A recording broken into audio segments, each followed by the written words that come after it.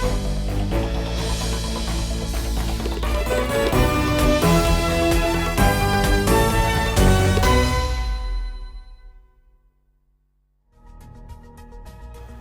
Is of doing ബിസിനസ്സിൽ number 1 ആയി എന്ന് പറഞ്ഞാൽ നമ്മളെ മാതിരി ഓരോ മലയാളികൾക്കും വളരെയധികം അഭിമാനിക്കാവുന്ന ഒരു കാര്യമാണ്.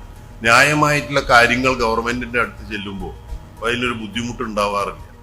അതിന്റെ ഏറ്റവും വലിയൊരു മകുട ഉദാഹരണമാണ് ഇപ്പോൾ നമുക്കിത് തുറക്കാൻ സാധിക്കും വളരെ കുറച്ച് സമയം കൊണ്ട്. നമ്മുടെ മറ്റു കാര്യങ്ങളോ നോക്കിയാണ് പല കാര്യങ്ങളും തീരുമാനിക്കുന്നത്. അതൊന്നുമില്ലാതെ ബിസിനസ് ചെയ്യാൻ പറ്റുന്ന ഏക സ്ഥലം കേരളമാണ് എന്ന് 100% ഉറപ്പിച്ച് പറയാൻ പറ്റും. ഓരോ സ്കീമിന് വേണ്ടിയിട്ട് നമ്മൾ എന്ത് സ്കീമുണ്ടെന്ന് പറഞ്ഞാൽ നമ്മൾ ഓഫീസർ പുറകെ നടക്കണം, DICയിൽ പോകണം, താലൂക്ക് ഇൻഡസ്ട്രീസിൽ പോകണം. ഇപ്പൊ ഇങ്ങോട്ടാണ് ഫോൺ വിളി. ഇങ്ങോട്ട് വിളിച്ചിട്ട് നിങ്ങൾക്ക് ഇന്ന സ്കീമുണ്ട്, നിങ്ങൾ അപ്ലൈ ചെയ്തോളൂ എന്ന് പറഞ്ഞ് ഞങ്ങളൊന്നും ചെയ്യേണ്ട കാര്യമില്ല. അവരെന്നെ ഞങ്ങൾ ഫോഴ്സ് ആയിട്ട് ഇത് ചെയ്തിട്ട് എല്ലാ പേപ്പർവർക്കും നമ്മൾ ജസ്റ്റ് ഇൻപുട്ട് മാത്രം കൊടുത്താൽ മതി, ബാക്കി കാര്യങ്ങളെല്ലാം ചെയ്തിട്ട് റിസൾട്ട് കിട്ടുന്നുണ്ട്. ഈ ഒരു പോസിറ്റീവ് ചേഞ്ച് കൂടി ഞാൻ ഇവിടെ പറയാൻ ആഗ്രഹിക്കുന്നു. Actually, the perception and reality of Kerala are two different things, right? And it's a personal experience from us, sir. No port in the world has scaled up like this. And Mr. Karunadani said that it will take 12 months. You put all the resources that is needed, and if you can do it in 6 months, it is going to be a big success. We did it in 3 months, and that is tremendous support from everybody. So there was no breakage, no issues. Everything was resolved then and there. Let it be anything that we need from the government in terms of permission, both state as well as from an immigration, from customs perspective. വ്യവസായ സൗഹൃദ അന്തരീക്ഷത്തിലും വികസന കുതിപ്പിലും കേരളം എന്ന ചെറിയൊരു സംസ്ഥാനം കഴിഞ്ഞ 8 വർഷങ്ങൾ കൊണ്ടുണ്ടാക്കിയ നേട്ടങ്ങൾ എണ്ണിപ്പറയുന്നവർ ഇങ്ങനെ നിരവധിയാണ്. വ്യവസായ വികസന കുതിപ്പിന്റെ പ്രതീകമായി എല്ലാവരും വിശേഷിപ്പിക്കുന്ന അമേരിക്കയിൽ ഒരു കമ്പനി തുടങ്ങാൻ വേണ്ടത് 2-3 ദിവസമാണെങ്കിൽ കേരളത്തിൽ അത് 2 മിനിറ്റാണ്. കേരളം പോലൊരു സംസ്ഥാനത്ത് കുറച്ച് വർഷങ്ങൾക്ക് മുൻപ്, കൃത്യമായി പറഞ്ഞാൽ 8 വർഷങ്ങൾക്ക് മുൻപ് ഇങ്ങനെയൊന്ന് ചിന്തിക്കാനാകുമായിരുന്നോ നമുക്ക്? ദേശീയപാതാ വികസനത്തിലും ഗെയിലിലും വിഴിഞ്ഞം തുറമുഖ പദ്ധതിയിലുമെല്ലാം നിസ്സംഗമായി കേന്ദ്ര നിലപാട് ഉൾപ്പെടെ കേട്ട് പ്രതിഷേധിക്കാൻ പോലും ശക്തിയില്ലാതെ നിന്ന സർക്കാരിൽ നിന്നും ഇച്ഛാശക്തിയുള്ളൊരു ഭരണകൂടത്തിലേക്ക് വരുമ്പോഴുള്ള മാറ്റമാണിത്. ഈസ് ഓഫ് ഡൂയിങ് ബിസിനസ്സിൽ 28ാം സ്ഥാനത്ത് നിന്ന് 1ാം സ്ഥാനത്തെത്തിയ കേരളത്തിന്റെ വ്യവസായ നയം artificial intelligence, block chain, machine learning എന്നിവയുൾപ്പെടെ വിജ്ഞാനാധിഷ്ഠിത വ്യവസായങ്ങളുടെ തോളിലേറി കുതിക്കുന്നു. ഒരു കമ്മ്യൂണിസ്റ്റ് സർക്കാരിൽ നിന്നും ഉണ്ടാകുന്ന ഈ വിധമുള്ള വികസന വ്യവസായ നേട്ടങ്ങളിൽ അത്ഭുതം കൂറുന്നു വിശ്വപൗരൻ എന്ന് വിശേഷിപ്പിക്കുന്ന Shashi Tharoor. The new Indian എക്സ്പ്രസിൽ ലേഖനം എഴുതുന്നതിന് മുൻപ് വെറുതെ ഒന്ന് കേരളത്തിന്റെ 8 വർഷത്തെ മാറ്റങ്ങളിലേക്ക് നോക്കിയിട്ടുണ്ടാകണം തരൂർ. അങ്ങനെയെങ്കിൽ ഈ നേട്ടങ്ങളൊന്നും കണ്ടിട്ടേയില്ലാത്ത VD സതീശൻ ഉൾപ്പെടെയുള്ള കേരളത്തിലെ കോൺഗ്രസ് നേതാക്കളും മാധ്യമങ്ങളും ഈ നേട്ടങ്ങൾക്ക് നേരെ ഇതുവരെ കണ്ണ് തുറന്നിട്ടില്ലാത്തതോ കണ്ടില്ലെന്ന് നടിക്കുന്നതോ? അതിശയകരമായ മാറ്റങ്ങളെന്ന് ശശി തരൂർ വിശേഷിപ്പിക്കുന്ന ഈ നേട്ടങ്ങൾ കഴിഞ്ഞ 8 വർഷങ്ങളായി നടന്നും വീണും തളർന്നും വീണ്ടും പിച്ചവെച്ചും നമുക്കൊപ്പം വളർന്നതാണ്. അത് കാണണമെങ്കിൽ അവയ്ക്കു നേരെ നാം കണ്ണു തുറന്നൊന്ന് നോക്കണമെന്ന് മാത്രം. ഇന്ന് ചർച്ചയിൽ പങ്കെടുക്കുന്ന അതിഥികൾ: അഡ്വക്കേറ്റ് KS അരുൺകുമാർ CPIM-ൽ നിന്നും, അഡ്വക്കേറ്റ് വസന്ത് സിറിയക് കോൺഗ്രസ് നേതാവ്, M. ജയചന്ദ്രൻ മുതിർന്ന മാധ്യമ പ്രവർത്തകൻ എന്നിവരാണ്. ആദ്യം അഡ്വക്കേറ്റ് അരുൺകുമാറിലേക്ക്. അരുൺ, കേരളത്തിന്റെ വികസനത്തെക്കുറിച്ചും മാറ്റങ്ങളെക്കുറിച്ചും ശശി തരൂർ എഴുതിയ ഒരു ലേഖനം അത് ഇതിനോടകം തന്നെ വലിയ ചർച്ച ചെയ്യപ്പെട്ടിട്ടുണ്ട്. വിവിധ മേഖലകളിൽ നിന്നും കയ്യടി നേടുകയും ചെയ്തിട്ടുണ്ട്. നോക്കൂ, പ്രതിപക്ഷ നേതാക്കൾ പോലും അംഗീകരിക്കുന്ന നിലയിലേക്ക് കഴിഞ്ഞ 8 വർഷത്തിനുള്ളിൽ കേരളം എന്ന സംസ്ഥാനം മാറിയതാണോ? അതോ ഈ പൊളിറ്റിക്സിനെ പൊളിറ്റിക്സ് ആയിട്ട് കാണുകയും വികസനത്തെ ആ നിലയിൽ തന്നെ കാണുകയും അങ്ങനെ ഒരു മാറ്റത്തിലേക്ക് പോകാൻ ഈ കാര്യങ്ങളൊക്കെ തുറന്നു പറയേണ്ടതുണ്ട് എന്ന ഒരു വിഭാഗം നേതാക്കളെങ്കിലും നിർബന്ധിതരാകുന്നതാണ്?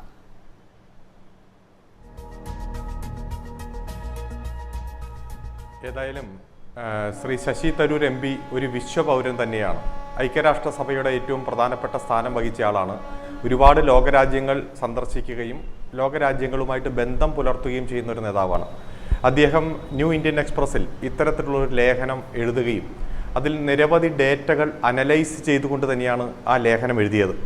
ഏകദേശം നിരവധി രാജ്യങ്ങളുടെ 45 ലക്ഷത്തോളം കമ്പനികളിൽ നിന്നുള്ള ഡേറ്റ വിശകലനം ചെയ്തുള്ള റിപ്പോർട്ട് വരെ അതിൽ പ്രതിപാദിച്ചിട്ടുണ്ട്. അതിൽ കേരളത്തിൽ അടുത്ത കാലത്തായി ഉണ്ടായ വിപ്ലവകരമായിട്ടുള്ള മാറ്റം കൃത്യമായിട്ടുള്ള തെളിവുകൾ സഹിതം ഡേറ്റ സഹിതം അദ്ദേഹം സൂചിപ്പിച്ചിരിക്കുകയാണ്. പ്രത്യേകമായി ഈസ് ഓഫ് ഡൂയിങ് ബിസിനസ്സിൽ നമ്മൾ 28ാം സ്ഥാനത്തായിരുന്നു.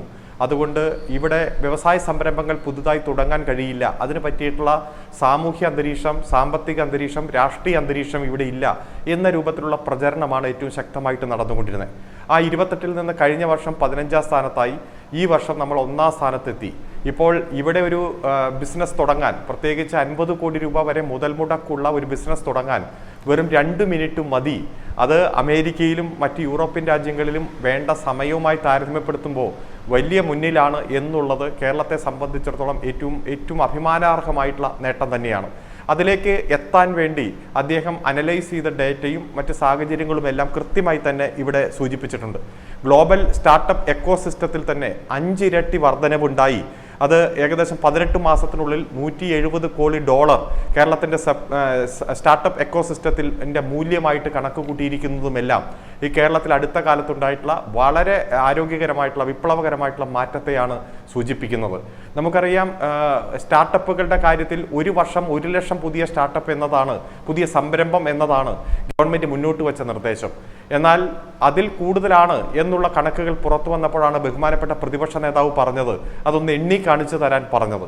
അത് എണ്ണി വന്നപ്പോൾ ഇപ്പോൾ ഒരു വർഷം കൊണ്ട് 1,41,000, 1.5 വർഷം കൊണ്ട് 2,90,000 എന്ന രൂപത്തിലേക്ക് സംരംഭകരുടെ എണ്ണം കൂടിയത് വലിയ ഏറ്റവും ആവേശകരമായിട്ടുള്ള ഒരു അനുഭവമായിട്ട് നമ്മൾ കാണുകയാണ്.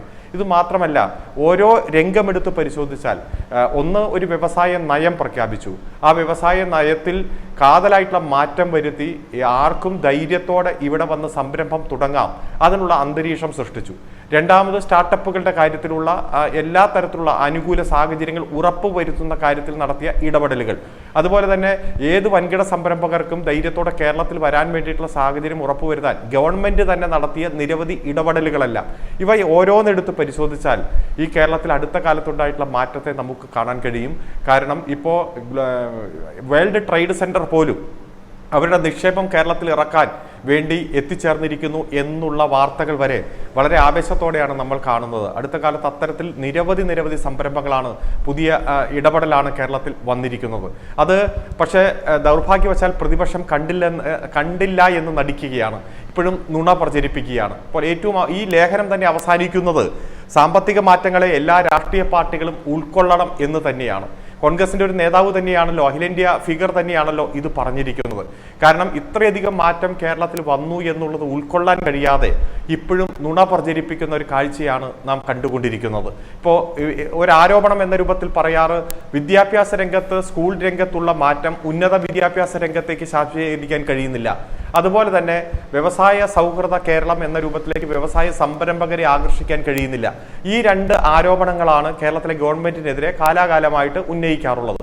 എന്നാൽ സ്കൂൾ രംഗത്തുണ്ടായിട്ടുള്ള ഉജ്ജ്വലമായിട്ടുള്ള മാറ്റത്തെ ഉന്നത വിദ്യാഭ്യാസ രംഗത്തേക്ക് ശാംശീകരിച്ചു എന്നതാണ് ഇപ്പോൾ ദേശീയ തലത്തിൽ പുറത്തു വന്ന സർവകലാശാലകളുടെ മെറിറ്റ് ലിസ്റ്റ്, കോളേജുകൾ, ഏറ്റവും മികച്ച കോളേജുകളുടെ ലിസ്റ്റ്, ഏറ്റവും മികച്ച സർക്കാർ കോളേജുകളുടെ ലിസ്റ്റ് എല്ലാം എടുത്ത് പരിശോധിച്ചാൽ ഏറ്റവും മികച്ച 20 സർവകലാശാലകളുടെ എണ്ണത്തിൽ 4 സർവകലാശാലകൾ കേരളത്തിൽ നിന്ന് ഇടം പിടിക്കുകയാണ്.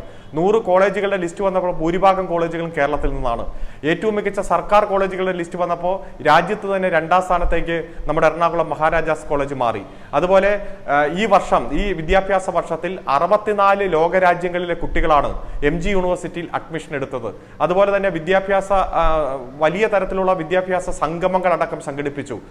അതിന്റെ ഭാഗമായിട്ട് നിരവധി വിദേശ യൂണിവേഴ്സിറ്റികളുടെ കുട്ടികളും അധ്യാപകരും എല്ലാം അതിൽ പങ്കെടുത്തത് വളരെ ആവേശകരമായിട്ടുള്ള അനുഭവം. അതുപോലെ തന്നെ ഗ്ലോബൽ ഇൻവെസ്റ്റേഴ്സ് മീറ്റ് അടക്കം നിരവധി വ്യവസായ സംരംഭക സൗഹൃദങ്ങൾ സംഘടിപ്പിച്ചു. ഇപ്പോൾ അടുത്ത മാസം എറണാകുളത്ത് വൻ സംരംഭങ്ങൾ നടക്കാൻ പോവുകയാണ്. ഇതിനിടയിൽ തന്നെ ഈ വന്ന മാറ്റങ്ങളെല്ലാം വളരെ ദൃശ്യമായിട്ട് നമ്മൾ കാണുന്നു. വൻകിട വ്യവസായ സംരംഭങ്ങൾ വരാൻ വേണ്ടിയിട്ടുള്ള പശ്ചാത്തല സൗകര്യങ്ങളിൽ വന്ന വിപ്ലവകരമായിട്ടുള്ള മാറ്റം, അതിൽ കിഫ്ബി അടക്കം നടത്തിയ മുതൽ മുടക്കുകൾ, ഇപ്പൊ ദേശീയ പാത, തീരദേശ ഹൈവേ, മലയോര ഹൈവേ, ജലപാതകൾ, ജലമെട്രോ, അതുപോലെ ഇന്റർനെറ്റ് വിടവില്ലാത്ത സംസ്ഥാനമായിട്ട് മാറി. നമുക്കറിയാം K-ഫോൺ അടക്കം ഏറ്റവും ഭൂപ്രദേശത്തിൽ പിന്നോക്കം നിൽക്കുന്ന മേഖലകളിൽ പോലും ഒരു ഡിജിറ്റൽ വിടവില്ലാത്ത കേരളം. അപ്പൊ ലോകത്തെവിടെയും കിട്ടുന്ന വിദ്യാഭ്യാസം ഇവിടെ കിട്ടുന്നു, ലോകത്തെവിടെയുമുള്ള ജോലി ഇവിടെ ഇരുന്ന് ചെയ്യാൻ കഴിയുന്നു. അതുപോലെ വൻകിട നിക്ഷേപങ്ങൾ കേരളത്തിലേക്ക് വരുന്നു. ഫൈനൽ ഇയർ കഴിഞ്ഞ് പുറത്തിറങ്ങുന്ന വിദ്യാർത്ഥികൾ തൊഴിൽ അന്വേഷകരല്ല, മറിച്ച് തൊഴിൽ ദാതാക്കളാണ്. ഒരു 10-25 പേർക്കെങ്കിലും തൊഴിൽ കൊടുക്കാൻ ഉള്ള സംരംഭങ്ങൾ ആരംഭിക്കാൻ പാകത്തിലുള്ള ധൈര്യത്തോടെ വിദ്യാർത്ഥികൾ എഞ്ചിനീയറിംഗ് കോളേജിൽ നിന്ന് അടക്കം പുറത്തു വരുന്നു. അത്തരത്തിലുള്ള വിദ്യാർത്ഥികൾക്ക് നല്ല സാമൂഹ്യ അന്തരീക്ഷം, അവർക്ക് മുതൽ മുടക്കാനും അവരുടെ സംരംഭത്തെ നടപ്പാക്കാനും വേണ്ടിയിട്ടുള്ള ഒരു സാമൂഹ്യ അന്തരീക്ഷം സൃഷ്ടിക്കുന്നു. അവർക്ക് സഹായം കൊടുക്കാൻ വേണ്ടിയിട്ട് ഉള്ള സാമ്പത്തിക സഹായം കേരള ബാങ്ക് അടക്കം നിരവധി ബാങ്കുകൾ രംഗത്തേക്ക് വരുന്നു.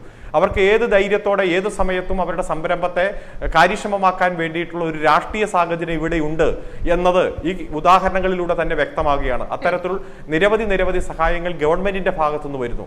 അങ്ങനെ ഈ കേരളം അടിമുടി മാറിക്കൊണ്ടിരിക്കുകയാണ്. അതുകൊണ്ട് തന്നെയാണ് ശ്രീ ശശി തരൂർ അദ്ദേഹത്തിന്റെ ലേഖനത്തിന്റെ ഹെഡിങ് മുടന്തുന്ന ആന എന്നതിൽ നിന്ന് വഴങ്ങുന്ന കടുവ എന്ന രൂപത്തിലേക്ക് തന്നെ അതിനെ വിശേഷിപ്പിച്ചിരിക്കുന്നത്. ഈ അടുത്ത കാലത്ത് വന്നിരിക്കുന്ന മാറ്റം, ദൈവത്തിന്റെ സ്വന്തം നാട്, ശരിക്കും ചെകുത്താന്റെ കളിസ്ഥലം എന്നൊക്കെ കളിയാക്കിയിരുന്നവരെല്ലാം ഈ മാറ്റം ആഘോഷിക്കണം, ഈ അടുത്ത കാലത്ത് വന്നിരിക്കുന്ന മാറ്റം ആഘോഷിക്കണം എന്ന് പറഞ്ഞ് തന്നെയാണ് അദ്ദേഹത്തിന്റെ ലേഖനത്തിന്റെ അവസാനത്തെ പാരഗ്രാഫ് പോകുന്നത്. ഇത് എത്ര രാഷ്ട്രീയ വിരോധത്തോടെ നോക്കിയാലും, എത്ര അടഞ്ഞ കണ്ണുകളോടെ നോക്കിയാലും ഈ കേരളത്തിന്റെ വ്യവസായ രംഗത്ത് വന്നിരിക്കുന്ന, സംരംഭക രംഗത്ത് വന്നിരിക്കുന്ന മാറ്റത്തെ കണ്ടില്ലെന്ന് നടിക്കാൻ കഴിയില്ല. പ്രതിപക്ഷം എത്ര നുണ പ്രചരിപ്പിച്ചാലും, മാധ്യമങ്ങൾ അത് കണ്ടില്ലെന്ന് നടിച്ചാലും അത് കണ്ണു തുറന്ന് കാണേണ്ടി വരും. കാരണം ഈ സംസ്ഥാനത്തെ യുവജനങ്ങളെല്ലാം, രാജ്യത്തെ സംരംഭകരെല്ലാം വളരെ പ്രതീക്ഷയോടെ ഏറ്റവും ആകർഷകമായിട്ട് ഈ കേരളത്തിന്റെ മുന്നേറ്റത്തെ വിലയിരുത്തുകയും കേന്ദ്ര ഗവൺമെന്റ് അടക്കം ഈസ് ഓഫ് ഡൂയിങ് ബിസിനസിന്റെ പ്രഖ്യാപനത്തിലെല്ലാം മന്ത്രിയെ ഡൽഹിക്ക് വിളിച്ച് അഭിനന്ദിക്കുകയും ചെയ്യുന്ന സാഹചര്യം അത് വളരെ ആവശ്യത്തോടെ മറ്റ് അതിഥികളിലേക്ക് കൂടി ഒന്ന് പോകുന്നു. അഡ്വക്കേറ്റ് വസന്ത് ശ്രീയേക്, ഈസ് ഓഫ് ഡൂയിങ് ബിസിനസ്സിൽ 1ാം റാങ്കിലേക്ക് എത്തിയ കേരളത്തെ കുറിച്ചാണ് ഈ ലേഖനത്തിൽ പ്രധാനമായും ശശി തരൂർ വിശേഷിപ്പിക്കുന്നത്. അത് വലിയ നേട്ടമായി അദ്ദേഹം കാണുകയും ചെയ്യുന്നുണ്ട്. പക്ഷെ നോക്കൂ, കഴിഞ്ഞ ദിവസം നിയമസഭയിൽ മാത്യു കുഴൽനാടൻ MLA ആണ് പക്ഷേ ഈ ഈസ് ഓഫ് ഡൂയിങ് റാങ്കിങ്ങിൽ കേരളം 1ാമതല്ല എന്ന് സമർത്ഥിക്കാൻ ശ്രമിച്ചത്. പി രാജീവ് അതിന് മറുപടിയൊക്കെ പറയുന്നത് നമ്മൾ നിയമസഭയിൽ കണ്ടിരുന്നു. അപ്പോൾ ഒരേ കാര്യത്തിൽ തന്നെ 2 നേതാക്കൾക്കുള്ള അഭിപ്രായങ്ങളിലെ വ്യത്യാസം അത് എത്രമാത്രം വലുതാണ് എന്ന് നോക്കൂ വസന്ത്. മാത്യു കുഴൽനാടൻ കേരളത്തിലെ സാഹചര്യത്തിലേക്ക് ചുരുങ്ങിയിട്ടാകണം ഒരുപക്ഷെ അതിനെ ഒരു അംഗീകാരമായി അദ്ദേഹം കണക്കാക്കാൻ തന്നെ മടിക്കുന്നത്. അപ്പോൾ ഇത്തരം വിഷയങ്ങളിൽ തരൂർ പറയുന്നതാണോ മാത്യു കുഴൽനാടൻ പറയുന്നതാണോ കേരളത്തിലെ കോൺഗ്രസിന്റെ നിലപാട്? അസിത, അതിനേക്കാളൊക്കെ എനിക്ക് സന്തോഷം സഖാവ് അരുൺകുമാർ പണ്ട് ഊതി വീർപ്പിച്ച ബലൂൺ എന്ന് സഖാവ് VS അച്യുതാനന്ദൻ വിളിച്ച അതേ ശശി തരൂരിനെ, അതേ കോൺഗ്രസ് നേതാവ് ശശി തരൂരിനെ, അന്നത്തെയും ഇന്നത്തെയും തിരുവനന്തപുരത്തിന്റെ MP ആയ ശശി തരൂരിനെ വിശ്വപൗരൻ എന്നൊക്കെ അങ്ങ് വിശേഷിപ്പിച്ച് കളഞ്ഞല്ലോ. നല്ല കാര്യം. ഞങ്ങളുടെ വിശ്വപൗരനാണ്, ഞങ്ങളെ സംബന്ധിച്ചും ലോകത്തെ സംബന്ധിച്ചും വിശ്വപൗരൻ തന്നെയാണ്. പക്ഷേ ഊതി വീർപ്പിച്ച ബലൂണാണ്, ഒരു ഒരു അമേരിക്കൻ ജൈജന്റ് ആണ് എന്നൊക്കെയാണ് സഖാവ് VS പണ്ട് വിളിച്ചത്. അത് മാറ്റി പറഞ്ഞല്ലോ. നിങ്ങൾ 15 വർഷം കഴിഞ്ഞ് കാര്യങ്ങൾ മാറ്റി പറയുന്നവരാണ്. നല്ല കാര്യം. ഇനി തരൂരിന്റെ ലേഖനം മുഴുവനായി വായിക്കാത്തത് കൊണ്ടായിരിക്കാം അങ്ങനെ ഒരു പ്രശ്നം നിങ്ങൾക്ക് തോന്നുന്നത് എന്ന് ഞാൻ മനസ്സിലാക്കുകയാണ്. തരൂരിന്റെ ലേഖനം വായിക്കുന്നതിൽ ഒന്നാമതൊരു കാര്യം, ശ്രീ ഡോക്ടർ തരൂരിനെ പോലെ ആഗോളതലത്തിൽ തന്നെ അംഗീകരിക്കപ്പെടുന്ന ഒരാൾ കേരളത്തെ പറ്റി മോശം എഴുതണം എന്നായിരുന്നു നിങ്ങൾ ആഗ്രഹിക്കുന്നത്? കേരളത്തെ പറ്റി അദ്ദേഹത്തിന് നല്ലത് എഴുതാൻ സാധിക്കുകയുള്ളൂ. കാരണം ഇവിടെയുള്ള പ്രശ്നങ്ങളും പ്രതിസന്ധികളും നാടൊട്ടുക്കും വിളിച്ചു പറഞ്ഞ് കേരളത്തെ അപമാനിക്കണ്ട എന്ന് ആ നേതാവ് തീരുമാനിച്ചെങ്കിൽ അത് നല്ല കാര്യമല്ലേ? പക്ഷെ നിങ്ങളിപ്പോ ആഗ്രഹിക്കുന്നു ഇതോ അദ്ദേഹം പറഞ്ഞതുകൊണ്ട് ഇവിടുത്തെ പ്രശ്നങ്ങളൊന്നും ഇല്ലാതാവുകയാണ്, ഇവിടുത്തെ കോൺഗ്രസ്സുകാർ, ഇവിടുത്തെ പ്രതിപക്ഷം, ഇവിടുത്തെ KPCC ഒക്കെ പറയുന്നത് തെറ്റാണ് എന്ന് സമർത്ഥിക്കാനാണ് നിങ്ങൾ ശ്രമിക്കുന്നത്. നോക്കൂ, ആ ലേഖനത്തിന്റെ 2ാമത്തെ ഭാഗം, this is A welcome change from what we had all heard and assumed about Kerala, if true and not just a hyperbole. അതായത് കൃത്യമായി വ്യവസായ മന്ത്രിയെ കോട്ട് ചെയ്ത ശേഷമാണ് തരൂർ ഇപ്പോൾ നേരത്തെ അരുൺകുമാർ പറഞ്ഞ വിവിധ സ്റ്റാറ്റിസ്റ്റിക്കുകൾ എടുത്തു വെക്കുന്നത്. പി രാജീവ് ഇങ്ങനെയൊക്കെ പറഞ്ഞിട്ടുണ്ട്. പി രാജീവ് പറയുന്നത് ശരിയാണെങ്കിൽ 2 മിനിറ്റിനുള്ളിൽ ബിസിനസ് ആരംഭിക്കാൻ സാധിക്കുമെന്ന് പറയുന്നത് നല്ല കാര്യമാണ്. അത് ഞങ്ങളും പറയുന്നു. അങ്ങനെയാണെങ്കിൽ അത് യാഥാർത്ഥ്യമാണെങ്കിൽ നല്ല കാര്യമാണ്. ഒപ്പം തന്നെ തരൂർ പറയുന്നത് if true and not just a hyperbole. എന്താ ഹൈപ്പർബോൾ? ഊതി വീർപ്പിച്ച. ഞാൻ ആദ്യം തരൂരിനെ പറ്റി എന്താണോ പണ്ട് നമ്മുടെ അച്യുതാനന്ദൻ പറഞ്ഞത് അതേ കാര്യം ഇതിൽ തരൂർ പറയാണ്. ഇത് ഊതി വീർപ്പിച്ചൊരു ബലൂൺ അല്ലെങ്കിൽ, അതായത് വ്യവസായ മന്ത്രി പി രാജീവ് പറയുന്നത് വെറുതെ ഒരു ഗിമ്മിക്കിന് പറഞ്ഞതല്ലെങ്കിൽ, വെറുതെ ഒരു രസത്തിന് അങ്ങ് പറഞ്ഞു പോയതല്ല, സത്യമാണെങ്കിൽ അത് നല്ല കാര്യമാണ് എന്നാണ് പറയുന്നത്. അത് ഞങ്ങളും പറയാം. അല്ല വസന്ത്, ഞാനപ്പോൾ ചോദിക്കുന്നത് തരൂരിനെ പോലൊരാൾ ഇങ്ങനെ പി രാജീവിന്റെ വാക്കുകൾ മാത്രം കേട്ടിട്ടാണോ ഇങ്ങനെ ഒരു ദേശീയ മാധ്യമത്തിൽ ഒരു ആർട്ടിക്കിൾ എഴുതുന്നത് എന്നുള്ളതാണ്. അദ്ദേഹം ഇതുമായി ബന്ധപ്പെട്ട് ബേസിക് കാര്യങ്ങൾ പോലും അന്വേഷിച്ചിട്ടില്ല എന്നതാണോ അപ്പോൾ വസന്ത് പറയുന്നത്? ഇനി നോക്കൂ, അത് തന്നെയാണ് ഞാൻ ആദ്യം ചോദിച്ചത് വസന്ത്. ഇപ്പോൾ അരുൺകുമാർ പറഞ്ഞതാകട്ടെ അല്ലെങ്കിൽ പി രാജീവ് പറഞ്ഞതാകട്ടെ, ചില നേട്ടങ്ങൾ കാണിക്കുക, എണ്ണി പറയുക എന്നത് മാത്രമല്ലല്ലോ തരൂർ ചെയ്യുന്നത്. അവിടെയാണ് ഞാൻ ചോദിച്ചത്, കേരളത്തിലെ കോൺഗ്രസിന്റെ നിലപാട് ഒരേ വിഷയത്തിലാണ്, ഈസ് ഓഫ് ഡൂയിങ് ബിസിനസ് മാത്രം എടുക്കൂ. തരൂർ ആ വിഷയത്തിലാണ് ഊന്നി പറയുന്നത് കാര്യങ്ങൾ. 28ാം സ്ഥാനത്ത് നിന്ന് 1ാം സ്ഥാനത്തേക്ക് എത്തിയ ഒരു സംസ്ഥാനത്തെ കുറിച്ച് കഴിഞ്ഞ ദിവസം മാത്യു കുഴൽനാടൻ നിയമസഭയിൽ പറഞ്ഞത് റാങ്കിങ്ങിൽ 1ാമതല്ല എന്നുള്ളതാണ്. അത് ആരുടെ താല്പര്യമാണ് വസന്ത്? അത് വ്യവസായ മന്ത്രി പറഞ്ഞത് കൊണ്ട് മാത്രം 1ാമതാകില്ലല്ലോ. ഇതൊക്കെ റാങ്കിങ് നിശ്ചയിക്കുന്നത് കേരളവുമല്ലല്ലോ. പറയാലോ, അത് അതിന്റെ ഉത്തരമാണല്ലോ പറഞ്ഞു വരുന്നത്. അതായത് തരൂർ സ്വാഭാവികമായും അഖിലേന്ത്യാ തലത്തിൽ ശ്രദ്ധ നേടുന്ന ഒരാളാണ്. അദ്ദേഹം കോൺഗ്രസ്സുകാരൻ എന്നതിനപ്പുറത്തേക്ക് വലിയ രാഷ്ട്രീയ സ്വാധീനവും വലിയ വായനക്കാരെ സ്വാധീനിക്കാനും സാധിക്കുന്ന ഒരാളാണ്. അദ്ദേഹം പറഞ്ഞു വെച്ചത്, അതായത് ഈ ഇതുമായി ബന്ധപ്പെട്ട് അദ്ദേഹത്തിന്റെ സ്റ്റേറ്റ്മെന്റ് വരുന്നത് ഉത്തരേന്ത്യൻ സംസ്ഥാനങ്ങൾ കേരളം മുഴുവൻ ഒന്നിനും കൊള്ളത്തില്ലാത്തതാണെന്നും ഡെവലപ്മെന്റ് ഇല്ലാത്ത സംസ്ഥാനമാണ് എന്ന് പറയുമ്പോൾ നോക്കൂ, ഇവിടെ വ്യവസായ മന്ത്രി പറയുന്നത് 2 മിനിറ്റിനുള്ളിൽ ഇവിടെ വ്യവസായം ആരംഭിക്കാൻ സാധിക്കുമെന്നാണ്. അങ്ങനെയാണെങ്കിൽ നമ്മൾ കൈവരിച്ചിരിക്കുന്നത് വലിയ വികസനമാണ് എന്നാണ് തരൂർ പറയുന്നത്. അതിലെന്താണ് തെറ്റ്? അതിലൊരു തെറ്റുമില്ല. ഇനി മാത്യു കുഴൽനാടൻ പറഞ്ഞതിലും തെറ്റില്ല. കാരണം എന്താ, നേരത്തെ അസിത പറഞ്ഞില്ലേ, ഗെയിൽ പൈപ്പ് ലൈൻ അടക്കം സാക്ഷാത്കരിച്ച സർക്കാർ. ആരായിരുന്നു ഗെയിൽ പൈപ്പ് ലൈൻ ഇവിടെ വരുമ്പോൾ അതിന് മുമ്പിൽ സമരവുമായി ഇറങ്ങിയത്? നമ്മളിപ്പോൾ കോട്ട് ചെയ്ത അതേ വ്യവസായ മന്ത്രി പി രാജീവ് അടക്കമുള്ളവരായിരുന്നു. GAIL pipeline, Kochi metro, Kochi വിമാനത്താവളം, കണ്ണൂർ വിമാനത്താവളം അടക്കം ഈ സംസ്ഥാനത്തെ ഏറ്റവും പ്രധാനപ്പെട്ട വികസനത്തിന്റെ നാഴികക്കല്ലുകളൊക്കെ ആ UDF ഗവൺമെന്റ് വന്നപ്പോ അതിന്റെ മുന്നിലേക്ക് ചുമന്ന കുടിയും പിടിച്ച് എടുത്തു ചാടിയത് മുഴുവൻ കമ്മ്യൂണിസ്റ്റുകളായിരുന്നു. ഇപ്പൊ എന്തുകൊണ്ട് ആ പ്രശ്നമില്ല എന്ന് ചോദിച്ചാൽ അവർ അധികാരത്തിലിരിക്കുന്നു. ഇപ്പുറത്തിരിക്കുന്ന പ്രതിപക്ഷം ഏതെങ്കിലും ഒരു വികസന പദ്ധതി വന്നാൽ 8 കാലി മമ്മൂഞ്ചി കളിക്കാൻ ഞങ്ങൾ ആഗ്രഹിക്കുന്നില്ല. ഞങ്ങൾ നിങ്ങളെ പോലെ പി രാജീവിനെ പോലെ ഗെയിൽ പൈപ്പ് ലൈനിന്റെ മുമ്പിൽ ചാടി ഇറങ്ങി 8 കാലി മമ്മൂഞ്ഞാവുന്നില്ല. ഞങ്ങൾ എസ് ശർമ്മയെ പോലെ കൊച്ചി മെട്രോ എന്റെ നെഞ്ചത്തുകൂടി അല്ലാതെ ഇവിടെ വിമാനം ഇറങ്ങില്ല എന്ന് പറഞ്ഞ് സമരം ചെയ്യുന്നില്ല. ഞങ്ങൾ മറിച്ച് എന്ത് ചെയ്യുന്നു, സർക്കാർ ചെയ്യുന്നത് ചെറുതായിട്ടുള്ള ഡെവലപ്മെന്റ് പ്രോസസ്സുകളാണെങ്കിലും അതിനൊപ്പം ഞങ്ങൾ സർക്കാരിനൊപ്പം ചേർന്ന്. അതാണോ സ്പിരിറ്റ് നിർമ്മാണശാല വിഷയത്തിൽ ഏറ്റവും ഒടുവിലും കണ്ടത് വസന്ത്? ഈ നിലയിൽ സർക്കാരിന്റെ എല്ലാ മുന്നോട്ടുള്ള പോക്കുകൾക്കും കൈയടിക്കുന്ന നിലപാടായിരുന്നു അതിലും കണ്ടത്. ഞാൻ അതൊരു ചെറിയ ഉദാഹരണമായി മാത്രം ചൂണ്ടിക്കാണിച്ചതാണ് കേട്ടോ. തീർച്ചയായും അറ്റ് ദ സെയിം ടൈം സർക്കാരിന്റെ ഭാഗമായുള്ള തെറ്റുകളെ ഞങ്ങൾ എന്ത് ചെയ്യുന്നു, വിമർശിക്കുന്നു. ആന്തൂർ സാഹചര്യം മറന്നുപോയോ? ആരായിരുന്നു അന്ന് ആന്തൂർ നഗരസഭയുടെ അധ്യക്ഷ? സംസ്ഥാന ജനറൽ സെക്രട്ടറിയുടെ ഭാര്യയായിരുന്നു. സംസ്ഥാന ജനറൽ സെക്രട്ടറിയുടെ ഭാര്യ തന്നെ നഗരസഭയുടെ അധ്യക്ഷയായിരുന്നു. ഒരിടത്ത് 2 വർഷക്കാലം ആന്തൂർ നഗരസഭയിലൂടെ കയറി ഇറങ്ങി നടന്ന് അദ്ദേഹത്തിന്റെ ചെരുപ്പ് തേഞ്ഞൊടുക്കം മടുത്ത് മണ്ണിടിഞ്ഞ് മനസ്സിടിഞ്ഞ അയാൾ ലാസ്റ്റ് അരമൊഴി കയറിൽ തൂങ്ങി ചത്തില്ലേ? അങ്ങനെ മരിച്ച മനുഷ്യനെ പറ്റി ദേശാഭിമാനി പിറ്റേ ദിവസം അദ്ദേഹത്തിന്റെ മരണം അദ്ദേഹത്തിന്റെ ഭാര്യയുടെ അവിശുദ്ധ ബന്ധം കാരണമാണ് എന്ന് എഴുതി പിടിപ്പിച്ച് അപമാനിക്കാൻ ശ്രമിച്ചില്ലേ? അപ്പോ ഇവിടെ നടക്കുന്ന ബിസിനസ്സുമായി ബന്ധപ്പെട്ട് പ്രവാസികൾ ഇവിടെ വന്ന് ബിസിനസ് ചെയ്യണ്ടേ? പ്രവാസി ഒരുത്തൻ ബിസിനസ് ചെയ്യാൻ വന്നപ്പോ അവനെ കൊലയ്ക്ക് കൊടുത്തതും പോരാഞ്ഞിട്ട് അവന്റെ ഭാര്യയെ പറ്റി അവിശുദ്ധ ബന്ധം എഴുതിയ വസന്ത് നോക്കൂ, കഴിഞ്ഞ കുറച്ച് വർഷങ്ങളായി മാത്രം സംരംഭക വർഷം പദ്ധതിയിലൂടെ തുടർച്ചയായി 3ാം വർഷവും 1 ലക്ഷം സംരംഭങ്ങൾ എന്ന നേട്ടം കൈവരിച്ച ഒരു സംസ്ഥാനമാണിത്. അപ്പോൾ വസന്ത് പറയുന്നത് പോലെയാണെങ്കിൽ ഇവിടെ ഈ 1 ലക്ഷം സംരംഭങ്ങൾ തുടങ്ങിയത് ആരായിരിക്കും വസന്ത്? അങ്ങനെയാണെങ്കിൽ അതൊന്നും നടക്കാത്തൊരു സംസ്ഥാനം എന്ന് നമ്മൾ ഇതിനെ വിശേഷിപ്പിക്കേണ്ടി വരില്ലേ? ഞാൻ വരാം വസന്ത്, അടുത്ത ഘട്ടത്തിൽ ഞാൻ വസന്തിലേക്ക് വരാം. ഞാൻ ശ്രീ എം ജയചന്ദ്രനെ കൂടി ചർച്ചയുടെ ഒരു പരിധിയിലേക്ക് കൊണ്ടുവരട്ടെ. ശ്രീ എം ജയചന്ദ്രൻ, കഴിഞ്ഞ 8 വർഷം കൊണ്ട് നമ്മൾ കണ്ണു തുറന്ന് നോക്കിയാൽ കാണുന്ന കാര്യങ്ങൾ നോക്കൂ. നമ്മുടെ നാട്ടിലെ റോഡുകൾ, ആശുപത്രികൾ, വിദ്യാഭ്യാസ സ്ഥാപനങ്ങൾ, ഇവിടെയൊക്കെ ഉണ്ടായിട്ടുള്ള മാറ്റങ്ങൾ വളരെ പ്രകടമാണ്. അതൊന്നും നമുക്ക് ആരും പറഞ്ഞു തരേണ്ട, നമ്മൾ നോക്കിയാൽ മാത്രം മതി. അങ്ങനെ ഒരിടത്താണ് ഈ നിലയിൽ പ്രതിപക്ഷം നിരന്തരമായി, ഞാൻ ഇതുവരെ കേട്ടിട്ടില്ല ഇപ്പോൾ വസന്ത് പറഞ്ഞ തരത്തിൽ സർക്കാരിന്റെ നല്ല കാര്യങ്ങളെ അംഗീകരിക്കുന്ന, അതിനു മുന്നിൽ മുടക്കം വരാതെ നിൽക്കുന്ന ഒരു പ്രതിപക്ഷത്തെ ഇതുവരെ ഞാൻ കണ്ടിട്ടുമില്ല, കേട്ടിട്ടുമില്ല, അനുഭവിച്ചിട്ടുമില്ല. അപ്പോൾ അങ്ങനെ എല്ലാത്തിനും തടസ്സമായി നിൽക്കുന്നു എന്നത് മാത്രമല്ല, മുൻപ് ഞാൻ പറഞ്ഞതുപോലെ നിയമസഭയിലടക്കം കളവ് പറയാൻ ശ്രമിക്കുകയാണ് പ്രതിപക്ഷത്തെ നേതാക്കൾ. ആ സമയത്താണ് ശശി തരൂരിനെ പോലൊരാൾ ഇങ്ങനൊരു ലേഖനം എഴുതുകയും ഒരു കമ്മ്യൂണിസ്റ്റ് സർക്കാരിൽ നിന്നും ഉണ്ടാകുന്ന ഇടപെടൽ എന്ന നിലയിൽ അതിനെ അദ്ദേഹം വളരെ മഹത്തായ ഒരു കാര്യമായി കാണുകയും ചെയ്യുന്നത്.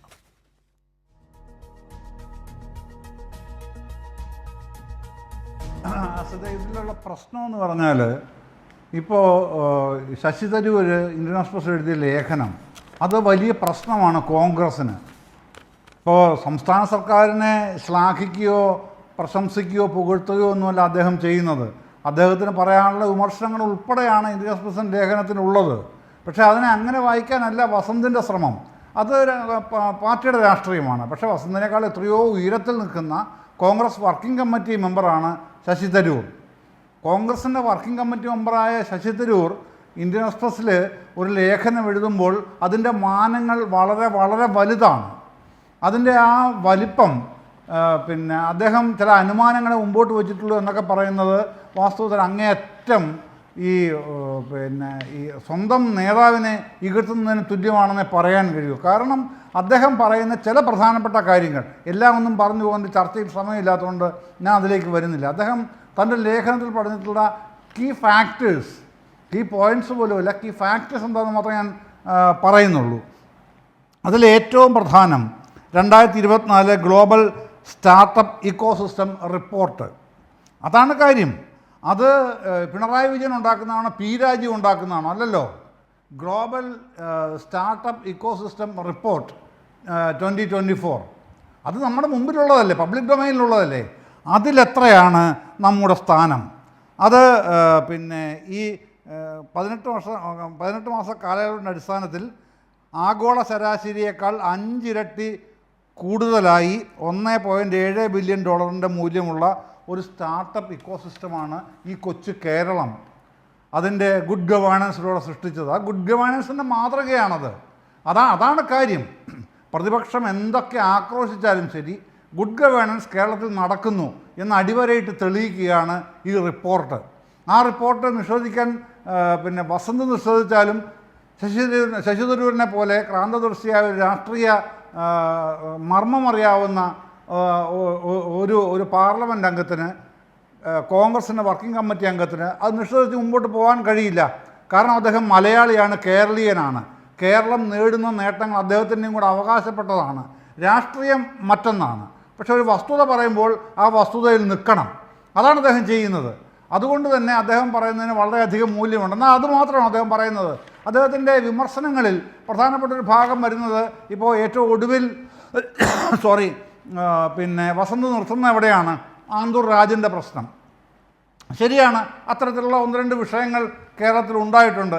ആ വിഷയവും ശശി തരൂർ ആ പേര് പരാമർശിച്ചില്ലെങ്കിലും ആ ഇഷ്യൂ പരാമർശിക്കുന്നുണ്ട്. എങ്ങനെയാണ് പരാമർശിക്കുന്നത്?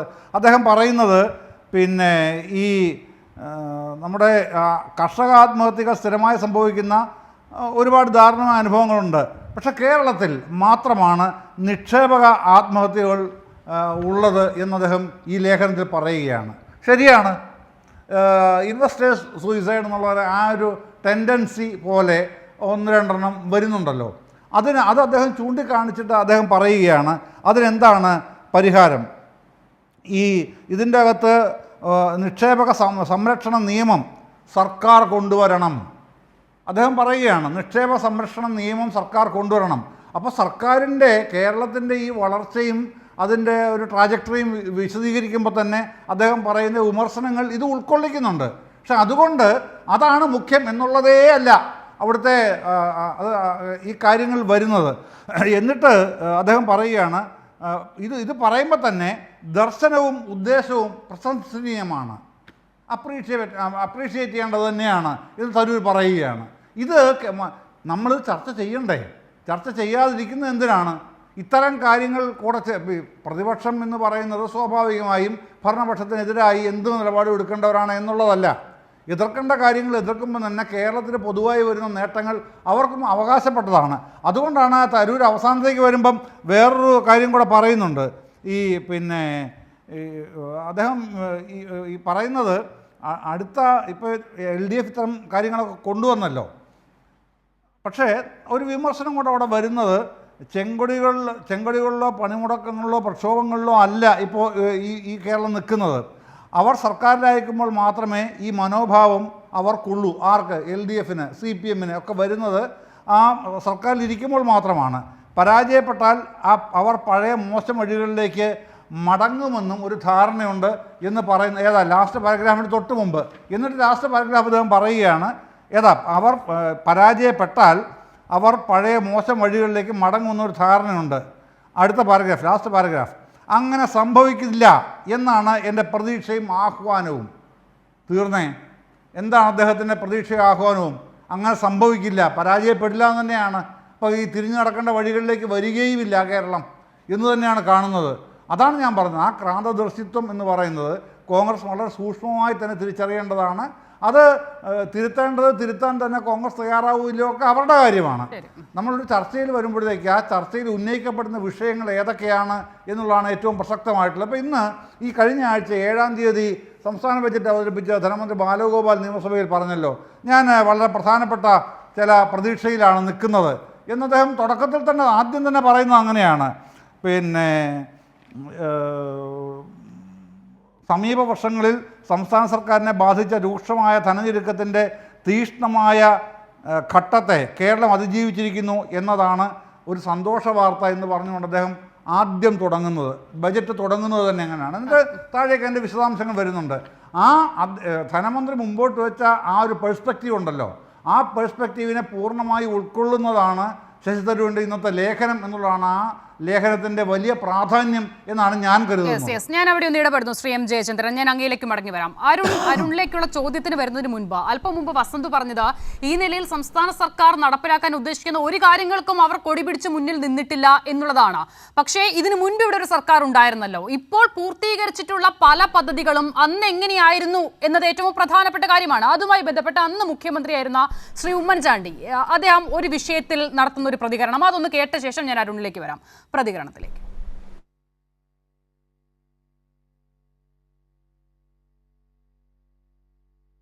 ശരി, ഞാൻ ആ പ്രതികരണത്തിലേക്ക് ഞാൻ വരാം. അതിന് മുൻപ് അരുൺ, അത് ദേശീയപാത വികസനവുമായി ബന്ധപ്പെട്ട വിഷയത്തിലാണ് അദ്ദേഹം അത് പറയുന്നത്. അതായത് ഈ കേന്ദ്രം നിഷ്കർഷിക്കുന്ന രീതിയിൽ അതിൻ്റെ അളവുകോൽ അനുസരിച്ച് ഒരു തരത്തിലും ആ പദ്ധതി മുന്നോട്ട് കൊണ്ടുപോകാനേ കഴിയില്ല എന്ന് നിസ്സംഗമായി പറയുന്ന കേരളത്തിൻ്റെ ഒരു മുഖ്യമന്ത്രി 8-9 വർഷങ്ങൾക്ക് മുൻപാണ്, നമ്മുടെ മുന്നിലുണ്ട് ആ ചിത്രം. അവിടെ നിന്നാണ് ഇന്ന് നമ്മൾ കേരളത്തിൽ ഉടനീളം കാണുന്ന തരത്തിൽ ദേശീയപാത വികസനം മുന്നോട്ട് പോകുന്നത് എന്നുള്ളതാണ്. അപ്പോൾ ഈ ഒരു മാറ്റമുണ്ടല്ലോ അരുൺ, ഇതെങ്ങനെ ഉണ്ടായി ഒരു സംസ്ഥാനത്ത് എന്നുള്ളത് പ്രധാനമല്ലേ?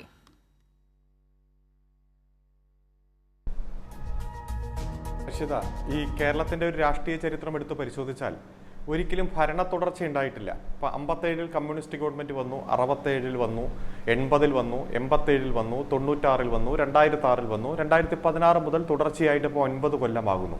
40 വർഷത്തിലധികം കേരളം ഭരിച്ചത് കോൺഗ്രസ് ആണ്. 27 വർഷമാണ് ഇടതുപക്ഷം കേരളം ഭരിച്ചത്. ഭരണ തുടർച്ചയില്ല എന്നതുകൊണ്ട് തന്നെ ഓരോ കാലഘട്ടത്തിൽ അധികാരത്തിൽ വരുമ്പോഴും ഇടതുപക്ഷം കൊണ്ടുവന്ന നവകേരളത്തെ നിർമ്മിക്കാൻ വേണ്ടിയിട്ടുള്ള നല്ല ഇടപെടലുകളെ അത് തുടർച്ചയിൽ കൊണ്ടുപോകാൻ UDF ഒരിക്കലും ശ്രമിച്ചിട്ടില്ല. ഇപ്പം നമുക്കറിയാം, സമ്പൂർണ്ണ സാക്ഷരതായജ്ഞമായാലും അധികാര വികേന്ദ്രീകരണമായാലും ജനകീയ ആസൂത്രണമായാലും അതുപോലെ പശ്ചാത്തല സൗകര്യ വികസന രംഗത്ത് നടത്തിയ നല്ല ഇടപെടലുമെല്ലാം ഗവൺമെന്റ് ഇടതുപക്ഷ ജനാധിപത്യ മുന്നണി ഗവൺമെന്റ് കൊണ്ടുവന്നത് തകർക്കാൻ വേണ്ടിയിട്ടാണ് പിന്നീട് വന്ന UDF ഗവൺമെന്റ് ശ്രമിച്ചത്. ഇപ്പോൾ ഒന്നാം പിണറായി സർക്കാരിന്റെ അവസാന ഘട്ടത്തിൽ UDFന്റെ കൺവീനർ തന്നെ പറഞ്ഞത്, ഞങ്ങൾ അധികാരത്തിൽ വന്നാൽ ലൈഫ് മിഷൻ പിരിച്ചുവിടും. അതായത് സാധാരണക്കാർക്ക് അടച്ചുറപ്പുള്ള വീട് കിട്ടുന്ന ലൈഫ് പദ്ധതി ഞങ്ങൾ തകർക്കും. ഞങ്ങൾ അധികാരത്തിൽ വന്നാൽ പൊതുവിദ്യാഭ്യാസ യജ്ഞം അവസാനിപ്പിക്കും. ഞങ്ങൾ അധികാരത്തിൽ വന്നാൽ കേരള ബാങ്ക് പിരിച്ചുവിടും. അങ്ങനെ ഈ കേരളം ഏറ്റവും ഗൗരവത്തോടെ ചർച്ച ചെയ്ത പദ്ധതികളെല്ലാം ഞങ്ങൾ അവസാനിപ്പിക്കുമെന്നാണ് 2021 നിയമസഭാ തെരഞ്ഞെടുപ്പിന്റെ സമയത്ത് UDFന്റെ കൺവീനർ MM ഹസൻ പറഞ്ഞത്. ആ പ്രസംഗം എല്ലാം പൊതുസമൂഹത്തിലുണ്ട്. അപ്പോൾ ജനം തീരുമാനിച്ചു, നിങ്ങൾ അധികാരത്തിൽ വരണ്ട, നിങ്ങൾ ആജീവനാന്ത പ്രതിപക്ഷമായിട്ട് ഇരുന്നോളാൻ ജനം തീരുമാനിച്ചാണുള്ളത്. അപ്പൊ അതുപോലെ തന്നെ ദേശീയപാതയുടെ വികസനം, ഇത് ഭൂമി ഏറ്റെടുക്കൽ നടക്കില്ല എന്ന് പറഞ്ഞ് പദ്ധതി ഉപേക്ഷിച്ച് പത്രസമ്മേളനം നടത്തിയ ആളാണല്ലോ ശ്രീ ഉമ്മൻചാണ്ടി. ആ ദേശീയപാതയുടെ ഉദ്യോഗസ്ഥന്മാരെല്ലാം അവരുടെ ഓഫീസ് പൂട്ടി ഡൽഹിക്ക് തിരിച്ചുപോയി. ഒന്നാം പിണറായി സർക്കാർ അധികാരത്തിൽ വന്നപ്പോൾ ഡൽഹിയിൽ പോയി ചർച്ച നടത്തി സഖാവ് പിണറായി വിജയനാണ് ഭൂമി ഏറ്റെടുക്കാൻ 25% പൈസ ഞങ്ങൾ മുടക്കിക്കോളാം. കൃത്യമായി പറഞ്ഞാൽ ഏകദേശം 6000 കോടി രൂപ സംസ്ഥാന ഖജനാവിൽ നിന്ന് എടുത്ത് ഭൂമി ഏറ്റെടുക്കൽ പൂർത്തീകരിച്ചിട്ടല്ലേ ദേശീയപാത ഉദ്യോഗസ്ഥന്മാർ തിരിച്ചു വന്ന് പണി ആരംഭിച്ചത്. ഗെയിൽ പൈപ്പ് ലൈൻ പദ്ധതിയുമായി ബന്ധപ്പെട്ടുകൊണ്ടും ഭൂമി ഏറ്റെടുക്കൽ നടക്കില്ല എന്ന് പ്രഖ്യാപിച്ച് പദ്ധതി ഉപേക്ഷിച്ചതാണ് UDF. ഏത് ചർച്ച വരുമ്പോഴും കോൺഗ്രസിന്റെ പ്രതിനിധികൾ എന്താ പറയുന്നത്? അവർ പറയുന്നത്, നിങ്ങൾ അന്ന് സമരം ചെയ്തില്ലേ, നിങ്ങൾ ഇന്ന് സമരം ചെയ്തില്ലേ? ഭൂമി ഏറ്റെടുക്കുന്ന സമയം മാന്യമായിട്ടുള്ള നഷ്ടപരിഹാരം കൊടുക്കണം എന്നുള്ള ആവശ്യം ഇടതുപക്ഷം എല്ലാ ഘട്ടത്തിലും ഉന്നയിച്ചിട്ടുണ്ട്. ഗെയിൽ പൈപ്പ് ലൈൻ പദ്ധതിയുടെ കാര്യം വരുമ്പോൾ എന്താ, ഭൂമിക്കടിയിലൂടെ പൈപ്പിടുമ്പോൾ കൊടുക്കുന്ന നഷ്ടപരിഹാരവും ഭൂമി പൂർണ്ണമായിട്ട് ഏറ്റെടുക്കുമ്പോൾ കൊടുക്കുന്ന നഷ്ടപരിഹാരവും തമ്മിലുള്ള വ്യത്യാസം സാധാരണക്കാർക്ക് കിട്ടാതെ വരുമ്പോൾ ആ വിഷയത്തിൽ ഇടപെട്ടിട്ടുണ്ട് ഇടതുപക്ഷം. അതുപോലെ വിമാനത്താവളവും മറ്റ് വികസന പ്രവർത്തനങ്ങൾ വരുമ്പോഴും മാന്യമായിട്ടുള്ള നഷ്ടപരിഹാരം കൊടുക്കണമെന്നുള്ള ആശയം വച്ചിട്ടുണ്ട്, പ്രതിഷേധിച്ചിട്ടുണ്ട്. അത് ആ പദ്ധതിക്ക് എതിരായിട്ടല്ല. ഇവിടെ ചില വാചകങ്ങൾ ടൈപ്പ് ചെയ്ത് എടുത്ത് റെക്കോർഡ് ചെയ്ത് വച്ചിട്ട് ഇതൊക്കെ ചെയ്തില്ലേ. ഇവിടെ AI ക്യാമറ വന്നപ്പോൾ എതിർത്തത് ആരാ? ജലമെട്രോ വന്നപ്പോൾ അതിനെതിരെ അഴിമതിയാണെന്നും പറഞ്ഞ് ഹൈക്കോടതിയിൽ കേസിന് പോയതാരാ? ഫോണിൽ അഴിമതിയാണെന്ന് പറഞ്ഞ് ഹൈക്കോടതിയിൽ കേസിന് പോയതാരാ? കിഫ്ബിക്കെതിരെ പല ഘട്ടത്തിൽ കേസിന് പോയതാരാ? ഇതൊക്കെ നമ്മുടെ മുന്നിലുണ്ടല്ലോ. അവസാനം ഹൈക്കോടതി തന്നെ പറഞ്ഞില്ലേ, രാഷ്ട്രീയ ധാർമ്മികത എന്ന് പറഞ്ഞാൽ ഭരണപക്ഷത്തു നിന്നോ മുഖ്യമന്ത്രിയിൽ നിന്നോ മാത്രം പ്രതീക്ഷിച്ചാൽ പോരാ, പ്രതിപക്ഷ നേതാവിനും അതിനുണ്ട് എന്ന് പറഞ്ഞ് രാഷ്ട്രീയ ധാർമ്മികത ഉണ്ടെന്ന് പറഞ്ഞ് അഫിഡവിറ്റ് തരണമെന്ന് പറഞ്ഞപ്പോഴല്ലേ ഇവർ പിന്നെ ഹൈക്കോടതിയുടെ പരിസരത്തേക്ക് പോകാത്ത സാഹചര്യം ഉണ്ടായത്. നമുക്കറിയാം, ഇത്തരത്തിലുള്ള വികസന പ്രവർത്തനങ്ങളെല്ലാം കേരളത്തിൽ വരുന്നത് പശ്ചാത്തല വികസന രംഗത്ത് വിപ്ലവകരമായിട്ടുള്ള മാറ്റമുണ്ടാക്കാൻ വേണ്ടിയിട്ടാണ്. റോഡായാലും റെയിൽവേ സംവിധാനമായാലും അതുപോലെ തന്നെ മേൽപ്പാലങ്ങളായാലും ഇപ്പൊ കിഫ്ബിയുമായി ബന്ധപ്പെട്ടുകൊണ്ട് സ്കൂളുകൾ, കോളേജുകൾ, ആശുപത്രികൾ, റോഡ്, പാലം, റെയിൽവേ മേൽപ്പാലം, വൈദ്യുതി ലൈൻ, ഇന്റർനെറ്റ് കണക്ടിവിറ്റി, കുടിവെള്ള പദ്ധതികൾ, സാംസ്കാരിക നിലയങ്ങൾ, കടൽ ഭിത്തികൾ, വനവേലി, അതുപോലെ കൊച്ചി ക്യാൻസർ സെന്റർ, അതുപോലെ എറണാകുളം ജനറൽ ആശുപത്രി, കുട്ടനാട് കുടിവെള്ള പദ്ധതി, 1000-ലധികം മറ്റു പള്ളിക്കൂടങ്ങൾ ഹൈടെക്കായി മാറ്റിയത്, കലാലയങ്ങള്, സാംസ്കാരിക സമുച്ചയം, എന്തൊരു ടെട്രോപാഡ്. നമ്മുടെ അങ്ങ് ചെല്ലാനത്തേക്ക് ചെന്നാൽ കടൽ ഓരോ വർഷവും അവിടുത്തെ പഞ്ചായത്ത് മുഴുവൻ മുക്കിക്കളയുമായിരുന്നല്ലോ മഴക്കാലത്ത്. ദേശീയപാത വികസനത്തിൽ കേന്ദ്ര നിലപാടിനോട് നിസ്സംഗമായ ഒരു സംസ്ഥാനത്തെ മുഖ്യമന്ത്രിക്ക് സംസാരിക്കേണ്ടി വരുന്ന വാക്കുകളാണിത്. 8 വർഷം മുൻപുള്ള കാഴ്ചയാണ്. അതും ഈ TN പ്രതാപൻ അടക്കമുള്ള മുൻ MP-മാരടക്കം ആ വിഷയത്തിൽ നടത്തിയ പ്രസ്താവനകൾ അടുത്ത ദിവസങ്ങളിൽ നവമാധ്യമങ്ങളിൽ സജീവമാണല്ലോ. എല്ലാ ഘട്ടത്തിലും ഈ ദേശീയപാത വികസനം കേരളത്തിൽ നടക്കില്ല, അതുപോലെ ഗെയിൽ പൈപ്പ് ലൈൻ പദ്ധതി കേരളത്തിൽ നടക്കില്ല എന്ന് പറഞ്ഞ് UDF-ന്റെ കാലത്ത് ഉപേക്ഷിച്ചു പോയത് തന്നെയാണ്. അത്തരത്തിൽ ഉപേക്ഷിച്ചു പോയ പദ്ധതികളെല്ലാം തിരിച്ചു കൊണ്ടുവന്ന് യുദ്ധകാല അടിസ്ഥാനത്തിൽ ഒരു നിയമം പാസാക്കി അർഹമായിട്ടുള്ള നഷ്ടപരിഹാരം ജനങ്ങൾക്ക് കൊടുത്ത് അവർ ഇനി ഞങ്ങളുടെ ഭൂമി ഇനിയും വിട്ടുതരാൻ തയ്യാറാണ് എന്ന് പറഞ്ഞ് രംഗത്ത് വരുന്ന തരത്തിൽ അവരെ അഡ്രസ്സ് ചെയ്ത് അവരുടെ ഓരോ വിഷയം, ഇപ്പൊ വയൽക്കിളികളുടെ സമരം ആരായിരുന്നു അതിന് നേതൃത്വം കൊടുത്തത്? കോൺഗ്രസിന്റെ നേതാക്കന്മാർ, BJP-യുടെ നേതാക്കന്മാർ, ലീഗിന്റെ നേതാക്കന്മാർ, ഈ പരിസ്ഥിതി പ്രവർത്തകർ എന്ന് സ്വയം അഹങ്കാരം കൊള്ളുന്ന നിരവധി ആളുകൾ. കീഴാറ്റൂർ സമരം, നെഞ്ചത്ത് ഗ്യാസ് കുറ്റി കെട്ടിവെച്ച് നടത്തിയ സമരം, റോട്ടിൽ നിസ്കാരപ്പായ വിരിച്ച സമരം, ഈ സമരമെല്ലാം UDF-ഉം BJP-യും ഒരേ സമരപ്പന്തലിൽ വെച്ച് നടത്തിയ സമരങ്ങളല്ലേ? ഈ സമരങ്ങളിൽ പങ്കെടുത്തവരെല്ലാം തന്നെയല്ലേ ഞങ്ങളുടെ ഭൂമി നിങ്ങൾക്ക് വിട്ടുതരാൻ തയ്യാറാണ്, എത്ര ഭൂമി വേണം എന്ന് ചോദിച്ച് രംഗത്തേക്ക് വരുന്ന സാഹചര്യം ഉണ്ടായത്? ഇതെല്ലാം കൃത്യമായി ആ ഭൂമി നഷ്ടപ്പെടുന്ന ജനങ്ങളെ, വികസന പ്രവർത്തനങ്ങളോട് സഹകരിക്കാൻ തയ്യാറായവരെ നന്നായി അഡ്രസ് ചെയ്യുന്നു. അതിനോട് വിമുഖത കാണിച്ചവരെ കാര്യങ്ങൾ പറഞ്ഞു മനസ്സിലാക്കി രംഗത്തേക്ക് വന്നു. ഇതെല്ലാം കേരളത്തിൽ കൃത്യമായി നമ്മൾ കണ്ടുകൊണ്ടിരിക്കുകയല്ലേ. ഇതുവരെ കാണാത്ത വികസന പ്രവർത്തനങ്ങൾ, സമാനതകളില്ലാത്ത മുന്നേറ്റം നടത്തി മുന്നേറുമ്പോൾ ഇത് ചർച്ചയാകരുത്, മറിച്ച് വിവാദങ്ങൾ ചർച്ചയാകണം, ആരോപണങ്ങൾ ചർച്ചയാകണം. ഞങ്ങൾ കുറെ ചോദ്യങ്ങൾ ചോദിക്കും, ആ ചോദ്യത്തിന് നിങ്ങൾ മറുപടി പറയണം. അത് പറഞ്ഞില്ലെങ്കിൽ ആക്ഷേപിക്കും, നിയമസഭ വരെ സ്തംഭിപ്പിക്കും. ഇപ്പൊ അടുത്ത കാലത്തല്ലേ ബ്രൂബറിയുമായി ബന്ധപ്പെട്ടുകൊണ്ട് ഉള്ള ഒരു ചർച്ച ഉയർന്നു വന്നു. എന്തൊക്കെ ആരോപണം ഉന്നയിച്ചു? ആദ്യം പറഞ്ഞു മദ്യനയത്തിന് വിരുദ്ധമാണ്, രണ്ടാമത് പറഞ്ഞു ടെൻഡർ ഇല്ലാതെയാണ് ഇത്തരത്തിൽ അനുവാദം കൊടുത്തത്, മൂന്നാമത് പറഞ്ഞു കൺസേൺഡ് പഞ്ചായത്തിനെ അറിയിച്ചില്ല, നാലാമത് പറഞ്ഞു ഭൂഗർഭജലം കൊള്ളയടിക്കുന്നു, അഞ്ചാമത് പറഞ്ഞു കവിത അവിടുന്ന് BRS-ന്റെ നേതാവ് കേരളത്തിൽ വന്ന് ചർച്ച നടത്തി, ആറാമത് പറഞ്ഞു രഹസ്യമായി മാനദണ്ഡം പാലിക്കാതെ പുറത്തു വന്നു. ഈ വിവാദങ്ങളെല്ലാം ഒറ്റ ദിവസത്തെ ആയുസില്ലാതെ പൊളിഞ്ഞ് പാളീസാകുന്ന സാഹചര്യം ഉണ്ടായില്ലേ? അതുപോലെ തന്നെ വാളയാർ കേസുമായി ബന്ധപ്പെട്ടുകൊണ്ടെല്ലാം ഇപ്പൊ പുറത്തു വരികയില്ലേ കോൺഗ്രസ് എത്ര ഗൂഢാലോചന നടത്തി യഥാർത്ഥത്തിൽ കേരളത്തിൽ ചർച്ച ചെയ്യപ്പെടേണ്ട വിഷയങ്ങളെ മുഖ്യധാരയിൽ നിന്ന് മാറ്റി വിവാദങ്ങളും ആക്ഷേപങ്ങളും നുണയും വ്യാജ വാർത്തകളും മാത്രം ചർച്ച ചെയ്യാൻ വേണ്ടി മത്സരിക്കുന്ന കഥകൾ, വാർത്തകൾ കൃത്യമായിട്ട് പുറത്തു വരികയില്ലേ? ഒരു ശിക്ഷാ ഇളവ് 19 വർഷം കിടന്ന പ്രതിക്ക് ശിക്ഷാ ഇളവ് കൊടുത്തപ്പോ ഗവൺമെന്റിന്റെ ഗൂഢാലോചന എത്ര ദിവസം ചർച്ച നടത്തി? അതിന്റെ വസ്തുതകൾ വച്ച് കൃത്യമായിട്ട് വിവരങ്ങൾ പുറത്തു വന്നപ്പോ ആ ചർച്ചകൾ എവിടെ പോയി? അപ്പൊ വിവാദങ്ങളിൽ നിന്ന് വിവാദങ്ങളിലേക്ക് കേരളത്തെ മാറ്റാൻ ഞങ്ങൾ ചോദിക്കുന്ന ഈ വ്യാജ ചോദ്യങ്ങൾക്ക് ഉത്തരം ഗവൺമെന്റ് തരണം എന്നുള്ള ഒരു പ്രതീതി ജനിപ്പിക്കാൻ ഇവർ പറയുന്ന പ്രസ്താവനകളെ ചില മാധ്യമങ്ങൾ വേദവാക്യങ്ങളായി എടുത്ത് ന്യൂസ് അവറുകളിൽ ചർച്ചയാക്കി ദിവസങ്ങൾ കൊണ്ടുപോകുന്നു. പക്ഷേ യഥാർത്ഥത്തിൽ ചർച്ച ചെയ്യേണ്ടത് ഇപ്പോ ഇന്ന് ശശി തരൂർ അദ്ദേഹത്തിന്റെ ലേഖനത്തിന്റെ അവസാന വാചകത്തിൽ പറയുന്ന പോലെ ഈ നാടിന്റെ ഈ മാറ്റം രാഷ്ട്രീയ പാർട്ടികൾ ഉൾക്കൊണ്ടേ മതിയാകൂ. കാരണം കേരളം കുതിച്ചു മുന്നേറുകയാണ്, ലോകം കേരളത്തിലേക്ക് നോക്കുകയാണ്. കേരളത്തിൽ ഒരു നിക്ഷേപം ഇറക്കാൻ ഒരു തുണ്ട് ഭൂമിക്കായി ലോകത്തുള്ള വൻകിട നിക്ഷേപകർ ക്യൂ നിൽക്കുമ്പോൾ എത്ര കണ്ണടച്ച് ഇരുട്ടാക്കാൻ നോക്കിയാലും അത് ജനങ്ങൾ തിരിച്ചറിയും. അതിനുള്ള അംഗീകാരമാണ് 2021 ഭരണ തുടർച്ചയിലൂടെ തന്നത്. ഈ 2026 വരാൻ പോകുന്ന പഞ്ചായത്ത് തെരഞ്ഞെടുപ്പുകളിലുമെല്ലാം മുഖ്യ ചർച്ച ഈ വികസന അജണ്ട തന്നെയായിരിക്കും എന്നതിൽ യാതൊരു സംശയമില്ല. വസന്ത് നോക്കൂ, ആ ആർട്ടിക്കിളിന്റെ ആ ലേഖനത്തിന്റെ ഏറ്റവും അവസാന ഭാഗത്ത് പറയുന്ന രാഷ്ട്രീയ പാർട്ടികൾ ഈ മാറ്റം ഉൾക്കൊള്ളണം എന്ന് പറയുമ്പോൾ അത് കോൺഗ്രസിനോട് കൂടിയാണ്. വസന്ത് പ്രത്യേകിച്ചും മുൻപ് പറഞ്ഞതുപോലെ കഴിഞ്ഞ കുറച്ച് വർഷത്തിനുള്ളിൽ ആ മാറ്റം ഏത് നിലയിൽ ഉണ്ടായി എന്നുള്ളത് ദേശീയപാത വികസനത്തിലടക്കം ഉമ്മൻചാണ്ടിയുടെ പ്രതികരണം നമ്മൾ കേട്ടു. മറ്റൊരു പ്രതികരണം TN പ്രതാപിന്റേതാണ്. അല്പം മുമ്പ് അരുൺ പറഞ്ഞതുപോലെ സമൂഹ മാധ്യമങ്ങളിൽ കഴിഞ്ഞ ദിവസം വലിയ ചർച്ചയായിരുന്നു. വസന്ത, നല്ല ആശയത്തെക്കുറിച്ച് പറയുന്നത് ദേശീയപാത വികസനത്തിലാണ്, പക്ഷേ ഒരു തരത്തിലും അത് പ്രായോഗികമാകില്ല എന്നുകൂടി പറയുന്ന TN പ്രതാപനോട് മുഖ്യമന്ത്രി ഉമ്മൻചാണ്ടിക്ക് അതിനുള്ള ഇച്ഛാശക്തി ഇല്ലേ എന്ന് ചോദിക്കുന്ന അവതാരകനെയും കാണാം. പക്ഷേ ആ ആശയം പ്രായോഗികമാകില്ല എന്ന് TN പ്രതാപൻ അതൊരു ചാനൽ ചർച്ചയുടെ ഭാഗമാണ്, അതിൽ ആവർത്തിക്കുന്നുണ്ട്. അവിടെ നിന്നാണ് വസന്ത് 8 വർഷത്തിനിപ്പുറം അതൊക്കെയും പ്രാവർത്തികമാകുന്ന ഇടത്തു നിന്ന് നമ്മൾ ആ കാഴ്ചകളെ കാണുന്നത്. അവിടെയാണ് ശശി തരൂർ പറയുന്നത് ഈ മാറ്റങ്ങളെ മറ്റുള്ള രാഷ്ട്രീയ നേതാക്കൾ കൂടി, രാഷ്ട്രീയ കക്ഷികൾ കൂടി അംഗീകരിക്കണമെന്ന്.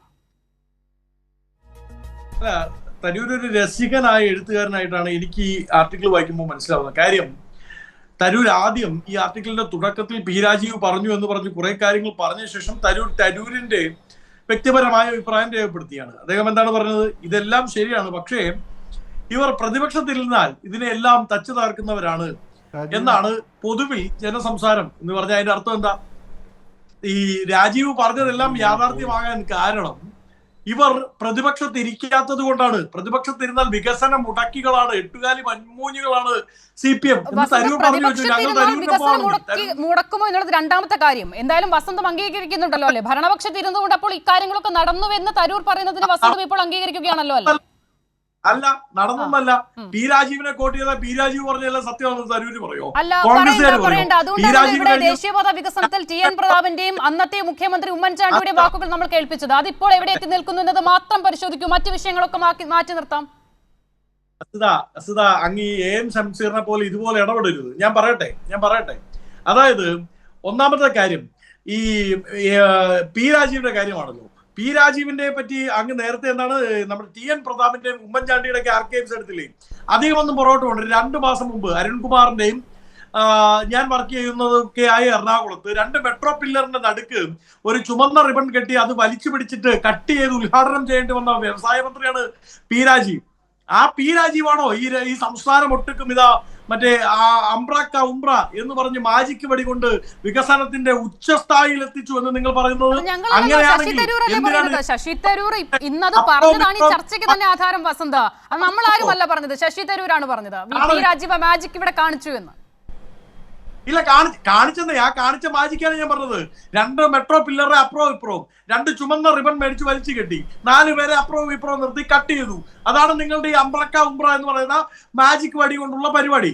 ഇനി എലത്തൂറുമായി ബന്ധപ്പെട്ട് അരുൺകുമാർ വല്ലാതെ പറഞ്ഞുപോയി. ഞങ്ങൾ പറഞ്ഞ ഒരു കാര്യത്തിൽ നിന്ന് പുറകോട്ട് പോയിട്ടില്ല. മിസ്റ്റർ അരുൺകുമാർ, എന്താണ് ഞങ്ങളുടെ ആരോപണം? ഒന്നാമത്തെ ആരോപണം ആ കമ്പനിയുമായി ബന്ധപ്പെട്ടാണ്.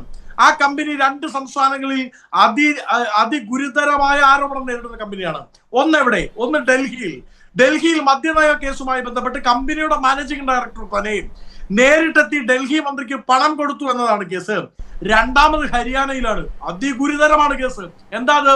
4 കിലോമീറ്റർ ദൂരത്തോളം അടിയിലേക്ക് ഭൂഗർഭത്തിലേക്ക് 4 കിലോമീറ്റർ ഭൂഗർഭത്തിലേക്ക് ബോർവെല്ലിന്റെ ഉള്ളിൽ കൂടി മാലിന്യം പമ്പ് ചെയ്തു എന്നാണ് കേസ്. അങ്ങനെ ആ സിറ്റിക്കുള്ളിൽ മുഴുവൻ മലീമസമാക്കി. ഒരുപാട് വിഷയങ്ങളിലേക്ക് പോകേണ്ടത് കൊണ്ടുമാണ് ഞാൻ ഈ ഘട്ടത്തിൽ ഒന്ന് ഇടപെടുന്നത്. കാരണം ഇപ്പോൾ വസന്ത് സംസാരിക്കുന്നത് നമ്മുടെ വിഷയമല്ല. അരുൺകുമാർ അത് ചർച്ചയുടെ ഘട്ടത്തിൽ അതിലേക്ക് വന്നു എന്നുള്ളതാണ്. ഞാൻ ചോദിക്കുന്നതല്ല വസന്ത്. ആദ്യ ഘട്ടത്തിൽ എന്റെ ക്വസ്റ്റ്യൻ വളരെ ക്ലിയർ ആയിരുന്നില്ലേ വസന്ത്? ദേശീയപാത വികസനം, ആ വിഷയം മാത്രം എടുക്കാം, ബാക്കിയൊക്കെ മാറ്റി നിർത്താം, നമുക്ക് ഓരോന്നായി ചർച്ച ചെയ്യാം. ദേശീയപാത വികസനവുമായി ബന്ധപ്പെട്ട് കേന്ദ്ര സർക്കാർ നിഷ്കർഷിക്കുന്ന തരത്തിൽ ആ വ്യാപ്തിയിൽ, ആ ദൂരത്തിൽ അതിവിടെ പോസിബിൾ അല്ല എന്ന് പറഞ്ഞത് അന്നത്തെ മുഖ്യമന്ത്രി ഉമ്മൻചാണ്ടി. ടി.എൻ. പ്രതാപൻ മറ്റൊരു ചാനൽ ചർച്ചയിൽ അത് അടിവരയിടുന്നു, ആവർത്തിക്കുന്നു. ആശയം നല്ലതാണ്, പക്ഷെ പ്രായോഗികമല്ല. അത് പ്രായോഗികമായ ഇടത്തു നിന്നും നമ്മൾ ആ വിഷയത്തെക്കുറിച്ച് സംസാരിക്കുകയാണ്. ആ മാറ്റം 8 വർഷം കൊണ്ട് ഉണ്ടായതാണെങ്കിൽ അത് ആരുണ്ടാക്കി വസന്ത്? അത് എങ്ങനെയുണ്ടായി? അസിത, അതിന്റെ ഉത്തരം പറയാം. ഇപ്പൊ അങ്ങ് പറയരുത്, ബ്രൂവറിയെ പറ്റി പറയരുത്. ബ്രൂവറി നിങ്ങളുടെ വലിയ വികസനമായിട്ടാണ് പറയുന്നത്.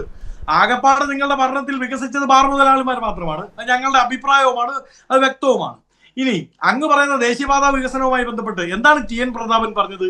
ടി.എൻ. പ്രതാപൻ പറഞ്ഞത് BJP ഗവൺമെന്റിന്റെ നയവുമായി ബന്ധപ്പെട്ടാണ്. അദ്ദേഹം ക്ലിയർ ആയിട്ട് ആ ചർച്ച മുഴുവൻ കേട്ടാൽ മനസ്സിലാവും. ചില ഭാഗങ്ങൾ കട്ട് ചെയ്ത് പ്രചരിപ്പിച്ചിട്ട് കാര്യമില്ല. അദ്ദേഹം ക്ലിയർ ആയിട്ട് പറയുന്നുണ്ട്, പുതിയതായി വന്ന BJP ഗവൺമെന്റ് സംസ്ഥാനത്തോട് ചിറ്റമ്മ നയമാണ് സ്വീകരിക്കുന്നത്. അത് നിങ്ങളും പറയുന്നില്ലേ? പുതുതായി വന്ന BJP ഗവൺമെന്റ് പിണറായി വിജയൻ അധികാരത്തിലെത്തിയ ശേഷം മാറിയിരുന്നോ? ഇല്ലല്ലോ. അതേ BJP ഗവൺമെന്റ് ഭരിക്കവേ അത് നടപ്പിലാക്കാൻ സാധിച്ചുവെങ്കിൽ ഇച്ഛാശക്തിയുള്ള ഒരു ഭരണകൂടത്തിന് അത് സാധിക്കുമായിരുന്നു എന്നുള്ളതല്ലേ അതിന്റെ അർത്ഥം? ഇല്ലല്ലോ, അങ്ങനെ അല്ലല്ലോ. എന്തായിരുന്നു നാഷണൽ ഹൈവേ വരുമ്പോൾ നിങ്ങളുടെ സ്റ്റേക്ക് എന്തായിരുന്നു? നിങ്ങൾ പറഞ്ഞത് ഇത് അപ്പുറത്തെ കുട്ടപ്പൻ ചേട്ടന് ഇപ്പുറത്തെ വയലിൽ പോയി പശുവിനെ കെട്ടണമെങ്കിൽ, പശുവിനെ മേയ്ക്കണമെങ്കിൽ ഈ നാഷണൽ ഹൈവേ വന്നാൽ പറ്റില്ല എന്ന് പറഞ്ഞ് സമരം ചെയ്ത CPM-കാരെ അങ്ങ് മറന്നുപോയി. കുട്ടപ്പൻ ചേട്ടന് പശുവിനെ അയച്ചു. അത് സിൽവർ ലൈൻ വന്നപ്പോൾ കോൺഗ്രസ് പറഞ്ഞതാണ്. നിങ്ങൾ ഒരു പണിയും ചെയ്യിപ്പിക്കില്ല. പ്രതിപക്ഷത്തിരുന്നാൽ നിങ്ങൾ എട്ടുകാലി മമ്മൂഞ്ഞുകളാണ്, വികസന മുടക്കികളാണ്, മുരടിപ്പുകാരാണ്. നിങ്ങൾക്ക് ആ പണി അറിയൂ എന്നാണ് തരൂരും പറഞ്ഞത്, ഞങ്ങളും പറയുന്നത്. ഇനി എലത്തൂരടക്കമുള്ള വിവിധ വിഷയങ്ങളിൽ അഴിമതി ഉള്ളത് കൊണ്ടാണ് ചൂണ്ടിക്കാണിക്കുന്നത്. അത് ഇനിയും ചൂണ്ടിക്കാണിക്കും. നിങ്ങൾ അഴിമതി കാണിച്ചുകൊണ്ട് AI ക്യാമറ എന്തായിരുന്നു അമ്മായിച്ച ഒരു ഇൻകം, അതുമായി ബന്ധപ്പെട്ട് നിങ്ങൾ മുമ്പോട്ട് പോയാൽ അതിൽ അഴിമതി ഉണ്ട്, അഴിമതി തന്നെ പറയും. എന്താ തെറ്റ്? അതിന്റെ പേരിൽ ഞങ്ങൾ വികസന മുരടിപ്പുകാരാക്കേണ്ട. അരുൺകുമാർ ഗെയിലിലോ അല്ലെങ്കിൽ കൊച്ചി മെട്രോയിലോ കൊച്ചി വിമാനത്താവളത്തിലോ എവിടെയെങ്കിലും അഴിമതിയുമായി ബന്ധപ്പെട്ടായിരുന്നോ നിങ്ങളുടെ ആരോപണം? നിങ്ങളുടെ സമരം അല്ലായിരുന്നു. ഇതിവിടെ വേണ്ട, തൊഴിൽ നഷ്ടപ്പെടും, അല്ലെങ്കിൽ ഇതിവിടെ വന്നാൽ പരിസ്ഥിതിയെ ബാധിക്കുമെന്നൊക്കെ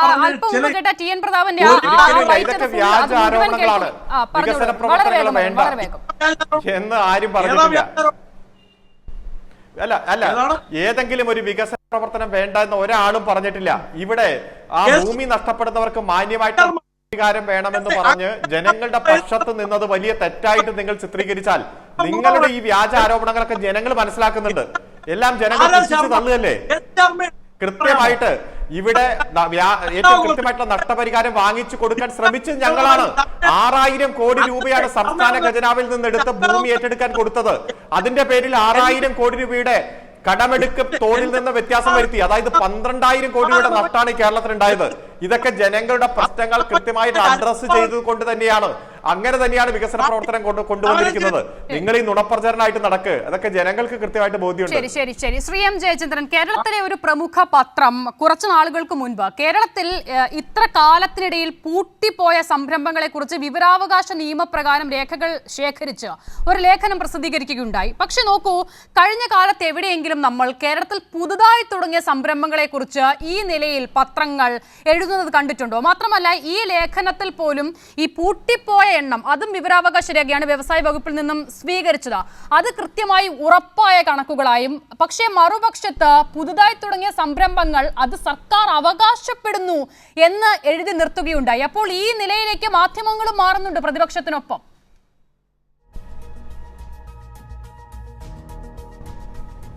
അല്ല, മാധ്യമങ്ങൾ അങ്ങനെ ആ തരത്തിൽ വളരെ ഏകപക്ഷീയമായി വസ്തുതാവിരുദ്ധമായി തന്നെ കാര്യങ്ങൾ അവതരിപ്പിക്കുന്ന ഒരു മടിയില്ല എന്നുള്ള നിലയിൽ എത്തിയിട്ട് കാലങ്ങൾ കുറച്ചായല്ലോ. അത് മറ്റൊരു വിഷയം തന്നെയാണ് ആ നിലയ്ക്ക് ചർച്ച ചെയ്യുമ്പോൾ. അസത് ഞാൻ ഇവിടെ എനിക്ക് പറയാൻ താല്പര്യമുള്ള അല്ലെങ്കിൽ ഞാൻ ആഗ്രഹിക്കുന്ന പ്രധാനപ്പെട്ട സംഗതി എന്ന് പറയുന്നത് ഈ പറയുന്ന വിമർശനങ്ങൾ ശശി തരൂർ ഉന്നയിച്ചിട്ടുള്ള വിഷയങ്ങൾ കൂടെ ചേർത്ത് വെച്ചുകൊണ്ട് പറയുന്ന കാര്യത്തിലാണ്. ഇപ്പോൾ പ്രധാനമായിട്ടും സംസ്ഥാന ഗവൺമെൻറ്റിൻ്റെ ബദൽ വികസന മാതൃക അതാണ് LDF ഉയർത്തിപ്പിടിക്കുന്നത്. അത് നിയമസഭയ്ക്കകത്തും പുറത്തും നിരവധി പ്രാവശ്യം ഗവൺമെൻറ്റുമായി ബന്ധപ്പെട്ടവർ എല്ലാവരും പറഞ്ഞിട്ടുണ്ട്. അത് കിഫ്ബിയാണ് മാതൃക, ബദൽ വികസനത്തിൻ്റെ മാതൃക കിഫ്ബിയാണ് എന്ന് പറഞ്ഞിട്ടുണ്ട്.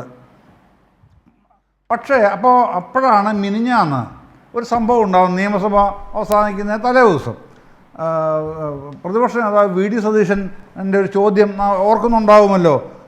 നിങ്ങളുടെ ആരുടെയും തറവാട്ട് സ്വത്ത് വിറ്റ് ബാങ്കിലിട്ടിരിക്കുന്ന പണമല്ല കിഫ്ബിയുടേത് എന്ന് പറഞ്ഞാണ് അദ്ദേഹം അങ്ങോട്ട് പ്രസംഗിക്കാൻ തുടങ്ങുന്നത്. അത് എല്ലാവരും കേട്ടിട്ടുണ്ടാവുമല്ലോ. എന്താണ് വസ്തുത?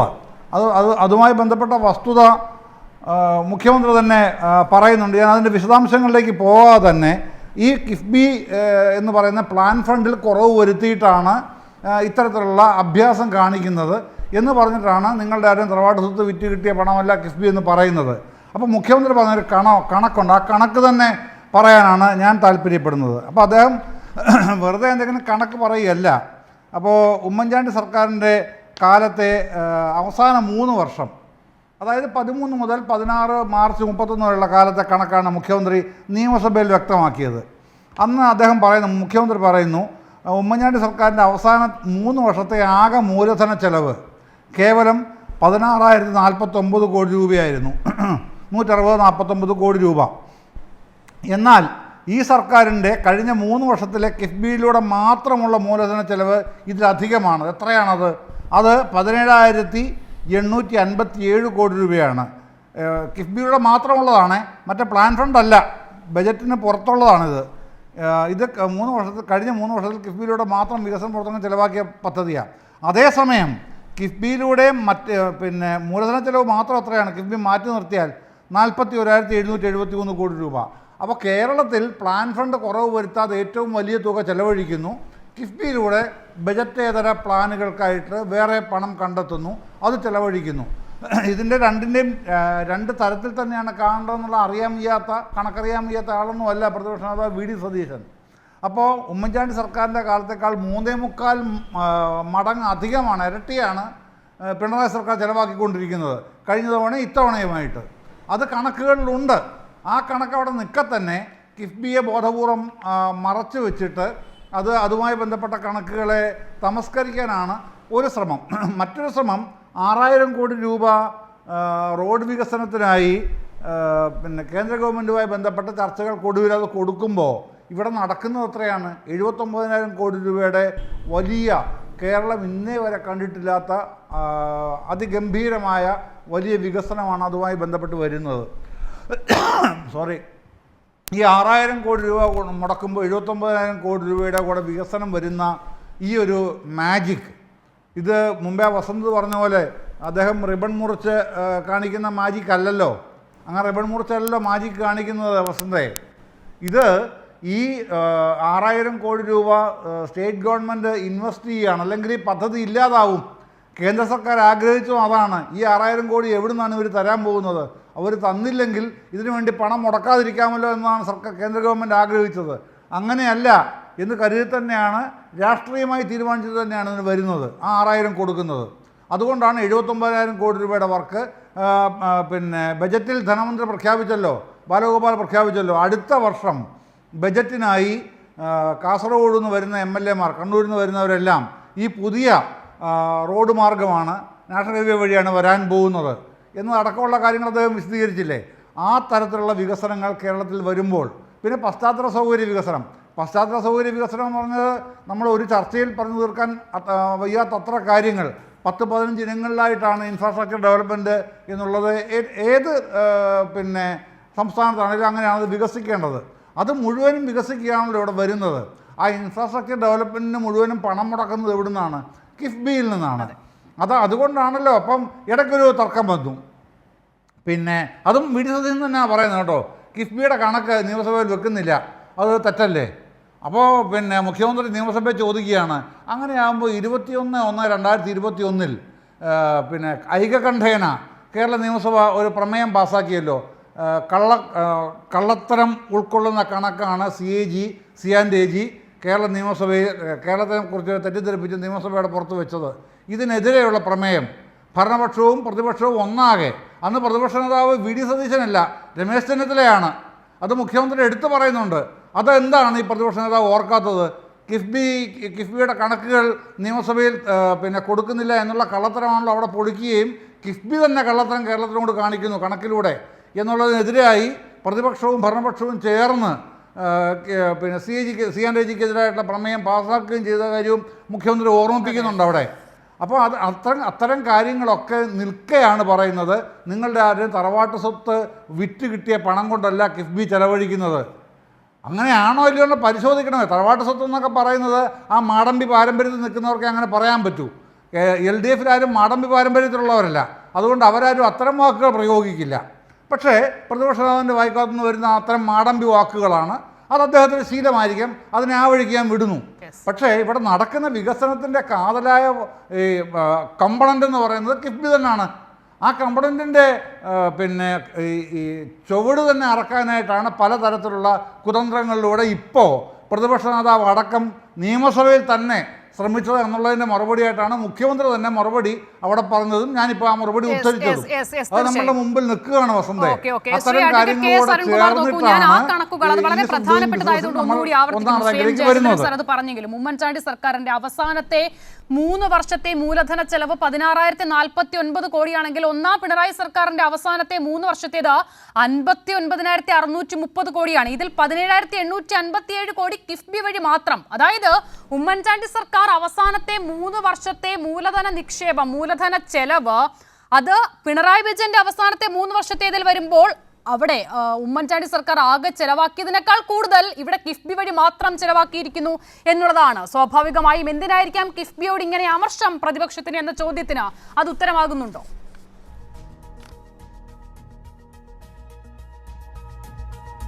വ്യക്തമാണ്. കാരണം പ്രതിപക്ഷ നേതാക്കന്മാർ, പ്രത്യേകിച്ച് കോൺഗ്രസ് നേതാക്കന്മാർ നടത്തുന്ന പ്രചരണം കിഫ്ബി ഇല്ലെങ്കിലും ഇവിടെ പ്ലാൻ ഫണ്ട് വഴി ഇത്തരം വികസന പ്രവർത്തനം നടക്കും. റോഡായാലും ദേശീയപാതയായാലും റെയിൽവേ മേൽപ്പാലമായാലും വൻകിട പാലങ്ങളൊക്കെ നടക്കും. അതുകൊണ്ട് കിഫ്ബിയുടെ വലിയ ആവശ്യമൊന്നും ഇല്ല എന്ന് പറയുക. പക്ഷെ ആവശ്യമില്ല എന്ന് പറയുമ്പോഴും കിഫ്ബി മൂലം UDF MLA-മാരുടെ മണ്ഡലത്തിലേക്ക് പദ്ധതികൾ വരാൻ വേണ്ടി ഇവർ ക്യൂ നിൽക്കുന്ന കാഴ്ച നാം കാണുകയാണ്. ഇപ്പോൾ 2 ദിവസം മുമ്പ് ഇതുമായി ബന്ധപ്പെട്ടുകൊണ്ടുള്ള കിഫ്ബിക്കെതിരായിട്ടുള്ള അടിയന്തര പ്രമേയം അവതരിപ്പിക്കാൻ ശ്രമിച്ചത് അങ്കമാലി MLA റോജി M. ജോണാണ്.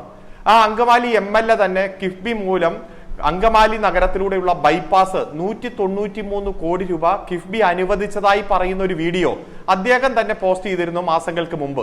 അപ്പോൾ ഒന്ന് ആലോചിക്കുക, കിഫ്ബി മൂലം വികസന പ്രവർത്തനങ്ങൾക്ക് വേണ്ടി ക്യൂ നിന്ന് വാങ്ങിച്ച് അത് നടപ്പാക്കി അത് തങ്ങളുടെ വ്യക്തിപരമായിട്ടുള്ള നേട്ടമായി ചിത്രീകരിക്കുന്നവർ കിഫ്ബിക്കെതിരെ വർത്തമാനം പറഞ്ഞ് നുണപ്രചരണവുമായിട്ട് രംഗത്ത് വരികയാണ്. ഇതെല്ലാം പശ്ചാത്തല വികസന രംഗത്ത് വിപ്ലവകരമായിട്ടുള്ള നേട്ടം ഈ കേരളത്തിൽ കൊയ്തെടുക്കുന്നു.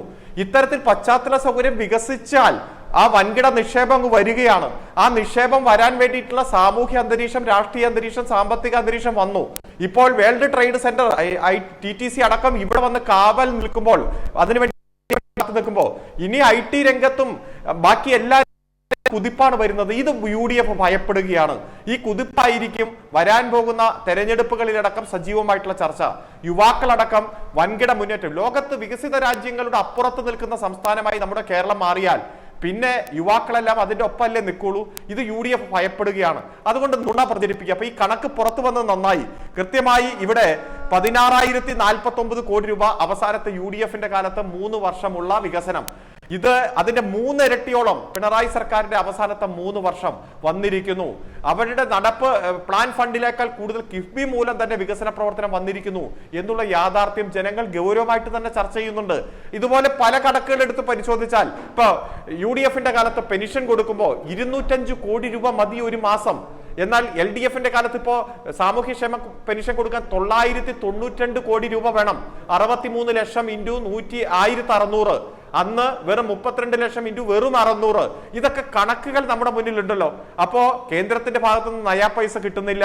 വലിയ സാമ്പത്തിക ഉപരോധം അടിച്ചേൽപ്പിക്കുന്നു. ഈ കേരളം സ്വയം പര്യാപ്തതയോടെ ഈ പ്രതിസന്ധിയെ അതിജീവിച്ച് 100 രൂപ കേരളം ഉത്പാദിപ്പിക്കുമ്പോൾ അതിൽ 63 രൂപയും ഈ കേരളത്തിൽ നിന്ന് തന്നെ ആർജിച്ചെടുക്കുകയാണ്, കേന്ദ്ര സഹായമല്ല. അത്തരത്തിൽ സ്വയം പര്യാപ്തതയോടെ പ്രതിസന്ധി ഘട്ടങ്ങളിൽ നിന്നുകൊണ്ട് തന്നെ മറ്റു സംസ്ഥാനങ്ങൾക്ക് മാതൃകയായി കേരളത്തിന്റെ കുതിപ്പ്. ഈ കുതിപ്പ് കണ്ടിട്ട് UDF-ന് സഹിക്കുന്നില്ല, വലിയ വിഭാഗം മാധ്യമങ്ങൾക്ക് സഹിക്കുന്നില്ല. അങ്ങ് ആദ്യം ചോദിച്ച ചോദ്യം, അടച്ചുപൂട്ടപ്പെട്ട വ്യവസായ ശാലകളുടെ ലിസ്റ്റ് നോക്കി പോകുന്നവർ ഈ കേരളത്തിൽ പുതുതായിട്ട് ആരംഭിക്കുന്ന സംരംഭകരുടെ ഒരു പേജ് വാർത്തയെങ്കിലും, ഒരു കോളം വാർത്തയെങ്കിലും കൊടുക്കാൻ തയ്യാറാകുന്നില്ല എന്നതാണ് ഗൗരവമായിട്ടുള്ള വിഷയം. രണ്ടാമത്തെ വിഷയം, UDF-ന്റെ നേതാക്കന്മാർ കനകോലു സിദ്ധാന്തത്തിന്റെ ഭാഗമായി നടത്തുന്ന നുണപ്രചരണം.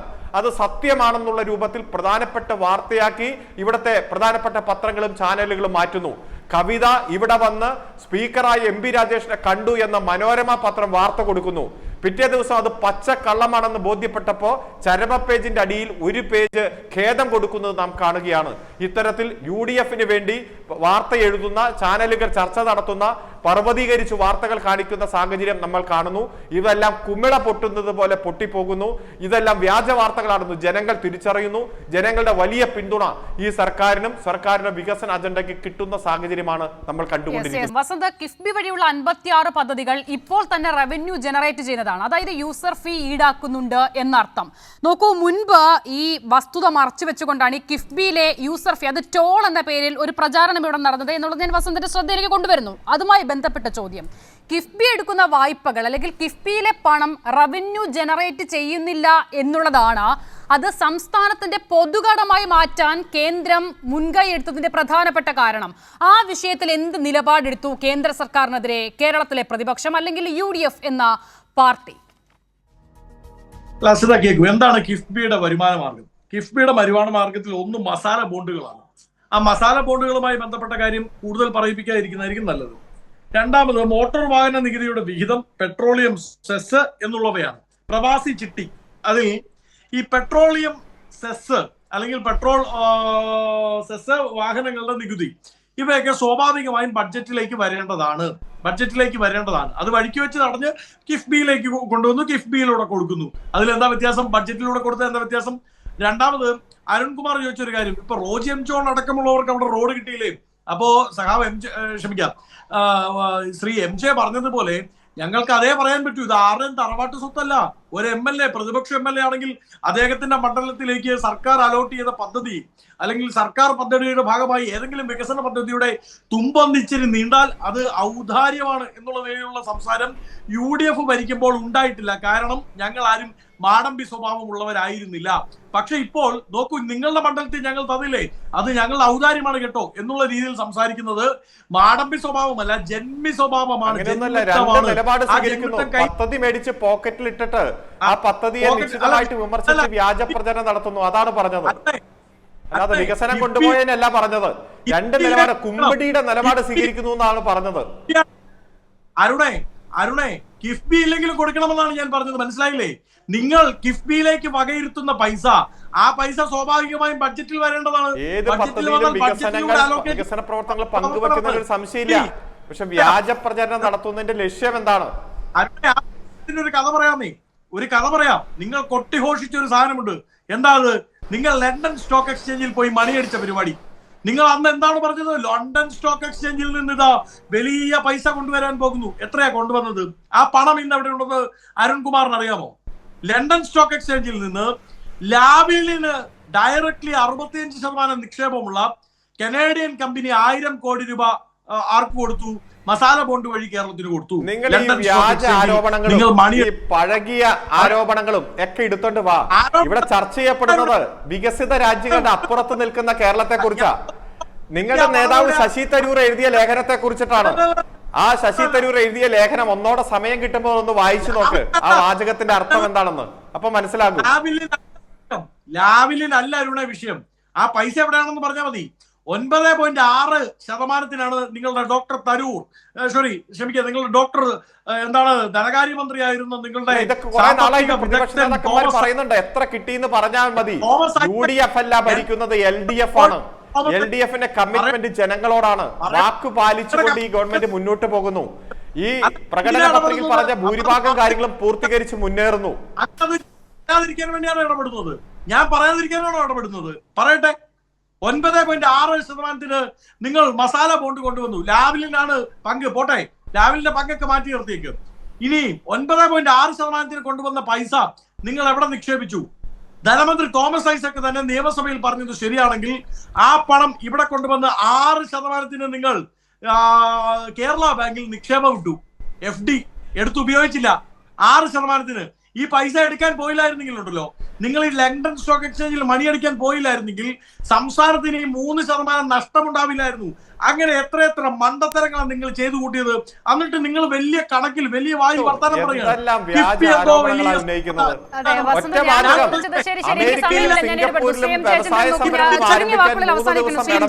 ഞാൻ ചോദിച്ചത് ഈ കിഫ്ബി വിഷയത്തിലടക്കം കേന്ദ്രം സ്വീകരിച്ച നിലപാടിൽ പ്രതിപക്ഷം എന്തെടുത്തു എന്നുള്ളതാണ്. അത് സംസ്ഥാനത്തിന്റെ പൊതുകടത്തിലേക്ക് കൊണ്ടുവരുന്ന ചിത്രത്തിൽ ആരെങ്കിലും, ഏതെങ്കിലും ഒരു UDF നേതാവ്, ഒരു MP ആയിക്കോട്ടെ, ഏതെങ്കിലും ഒരു നേതാവ് ആയിക്കോട്ടെ സംസാരിക്കുന്നത് കേട്ടിട്ടുണ്ടോ ശ്രീ M ജയചന്ദ്രൻ? ചുരുങ്ങിയ വാക്കുകളിൽ.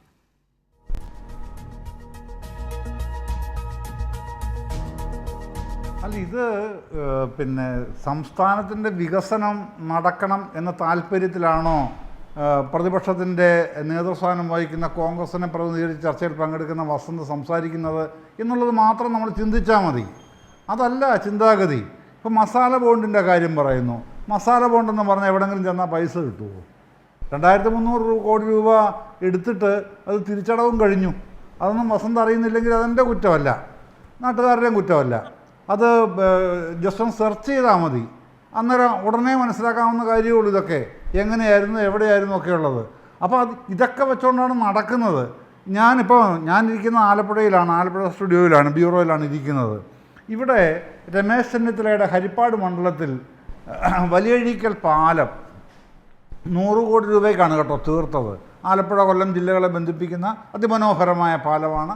എല്ലാവർക്കും ഇഷ്ടപ്പെട്ടു. രമേശ് ചെന്നിത്തലയ്ക്കാണ് വലിയ താല്പര്യത്തോടു കൂടി മുമ്പോട്ട് വന്നതാണ്. അത് ഗംഭീരമായ കിഫ്ബിയാണ്. പിന്നെ അത് കിഫ്ബി വഴിയാണ് പണം കൊടുത്തത്. ഞാൻ കുട്ടനാട്ടുകാരനാണ്. എൻ്റെ കുട്ടനാട്ടിൽ കുടിവെള്ളം വലിയ പ്രശ്നമാണ്. കുട്ടനാടാണ്, വെള്ളം കൊണ്ട് നിറഞ്ഞതാണെങ്കിലും അവിടെ കിഫ്ബി വഴി തുടക്കമിട്ടിരിക്കുന്നത് 500 കോടി രൂപയുടെ പദ്ധതിയാണ്. ഇതില്ലെങ്കിൽ എവിടുന്നാണ്? പ്ലാൻ ഫണ്ടിന് പുറത്താണ് ഇത് കണ്ടെത്തുന്നത്. പ്ലാൻ ഫണ്ടിൽ നിന്നെങ്കിലും വകമാറ്റി ചെലവഴിച്ചിട്ടല്ല ഈ പണമൊന്നും കൊണ്ടുവരുന്നത്. അങ്ങനെ ഓരോ മണ്ഡലത്തിലും, ഞാനിപ്പോൾ ഹരിപ്പാട് മണ്ഡലം, കുട്ടനാട് മണ്ഡലം, 2 മണ്ഡലങ്ങളുടെ കാര്യമേ പറഞ്ഞുള്ളൂ. ഇതുപോലെ 140 മണ്ഡലങ്ങളിലും ഇതുപോലെ ആയിരക്കണക്കിന് 10,000-കണക്കിന് കോടി രൂപയുടെ വികസന പ്രവർത്തനങ്ങളാണ് മൊത്തം നടക്കുന്നത്. അതിന്റെ എല്ലാം ഒരു ചെറിയ വിഷയത്തിലേക്ക് കൂടി പോയി നമുക്ക് ചർച്ച അവസാനിപ്പിക്കാം. അഡ്വക്കേറ്റ് അരുൺകുമാർ, ചുരുങ്ങിയ വാക്കുകളിൽ അവസാനിപ്പിക്കണം. പക്ഷേ കണക്ക് പറയാതെ ചർച്ച അവസാനിപ്പിക്കുന്നത് അനുചിതമാകുമെന്നുള്ളത് കൊണ്ടാണ്. മുൻപ് പ്രതിവർഷം 10,000 സംരംഭങ്ങൾ ഉണ്ടായിരുന്ന സംസ്ഥാനത്ത് ഇന്ന് 1 ലക്ഷം സംരംഭമാണ്. അന്താരാഷ്ട്ര അംഗീകാരം വരെ നേടിയിട്ടുള്ളതാണ് ഈ നിലയിലുള്ള പദ്ധതികൾ. 22,068.3 കോടി രൂപയുടെ നിക്ഷേപം, 7,29,770 പേർക്ക് തൊഴിൽ, അതിൽ 1 ലക്ഷത്തിലധികം സ്ത്രീകളാണ്. ഇപ്പോൾ ഏറ്റവും ഒടുവിൽ ടൂറിസം മേഖലയെ വ്യവസായമായി ഉൾപ്പെടുത്താനുള്ള പദ്ധതികൾ ആവിഷ്കരിക്കുമെന്ന് ബജറ്റിലുള്ള ചർച്ചയിൽ ധനമന്ത്രി നിയമസഭയിൽ പറയുകയും ചെയ്തു. എനിക്ക് തോന്നുന്നു കഴിഞ്ഞ കുറച്ച് ദിവസങ്ങൾക്ക് മുൻപ് നടന്ന ഈ ഇൻവെസ്റ്റേഴ്സ് സമ്മിറ്റിലാണ് ഈ ഒരു ആവശ്യം വ്യവസായികൾ മുന്നോട്ട് വെച്ചത്. ടൂറിസം വ്യവസായത്തിന്റെ പരിധിയിൽ വരുമെന്ന്, അപ്പോൾ വരുത്തണമെന്ന്. അപ്പോൾ നോക്കൂ, അങ്ങനെ സംസ്ഥാനം മുന്നോട്ട് പോകുമ്പോൾ ഈ വ്യാജ പ്രചാരണങ്ങളെ ചെയ്ത കാര്യങ്ങൾ കാണിച്ച് അതിജീവിക്കാനാകുമെന്ന ഉറച്ച ആത്മവിശ്വാസമുണ്ടോ?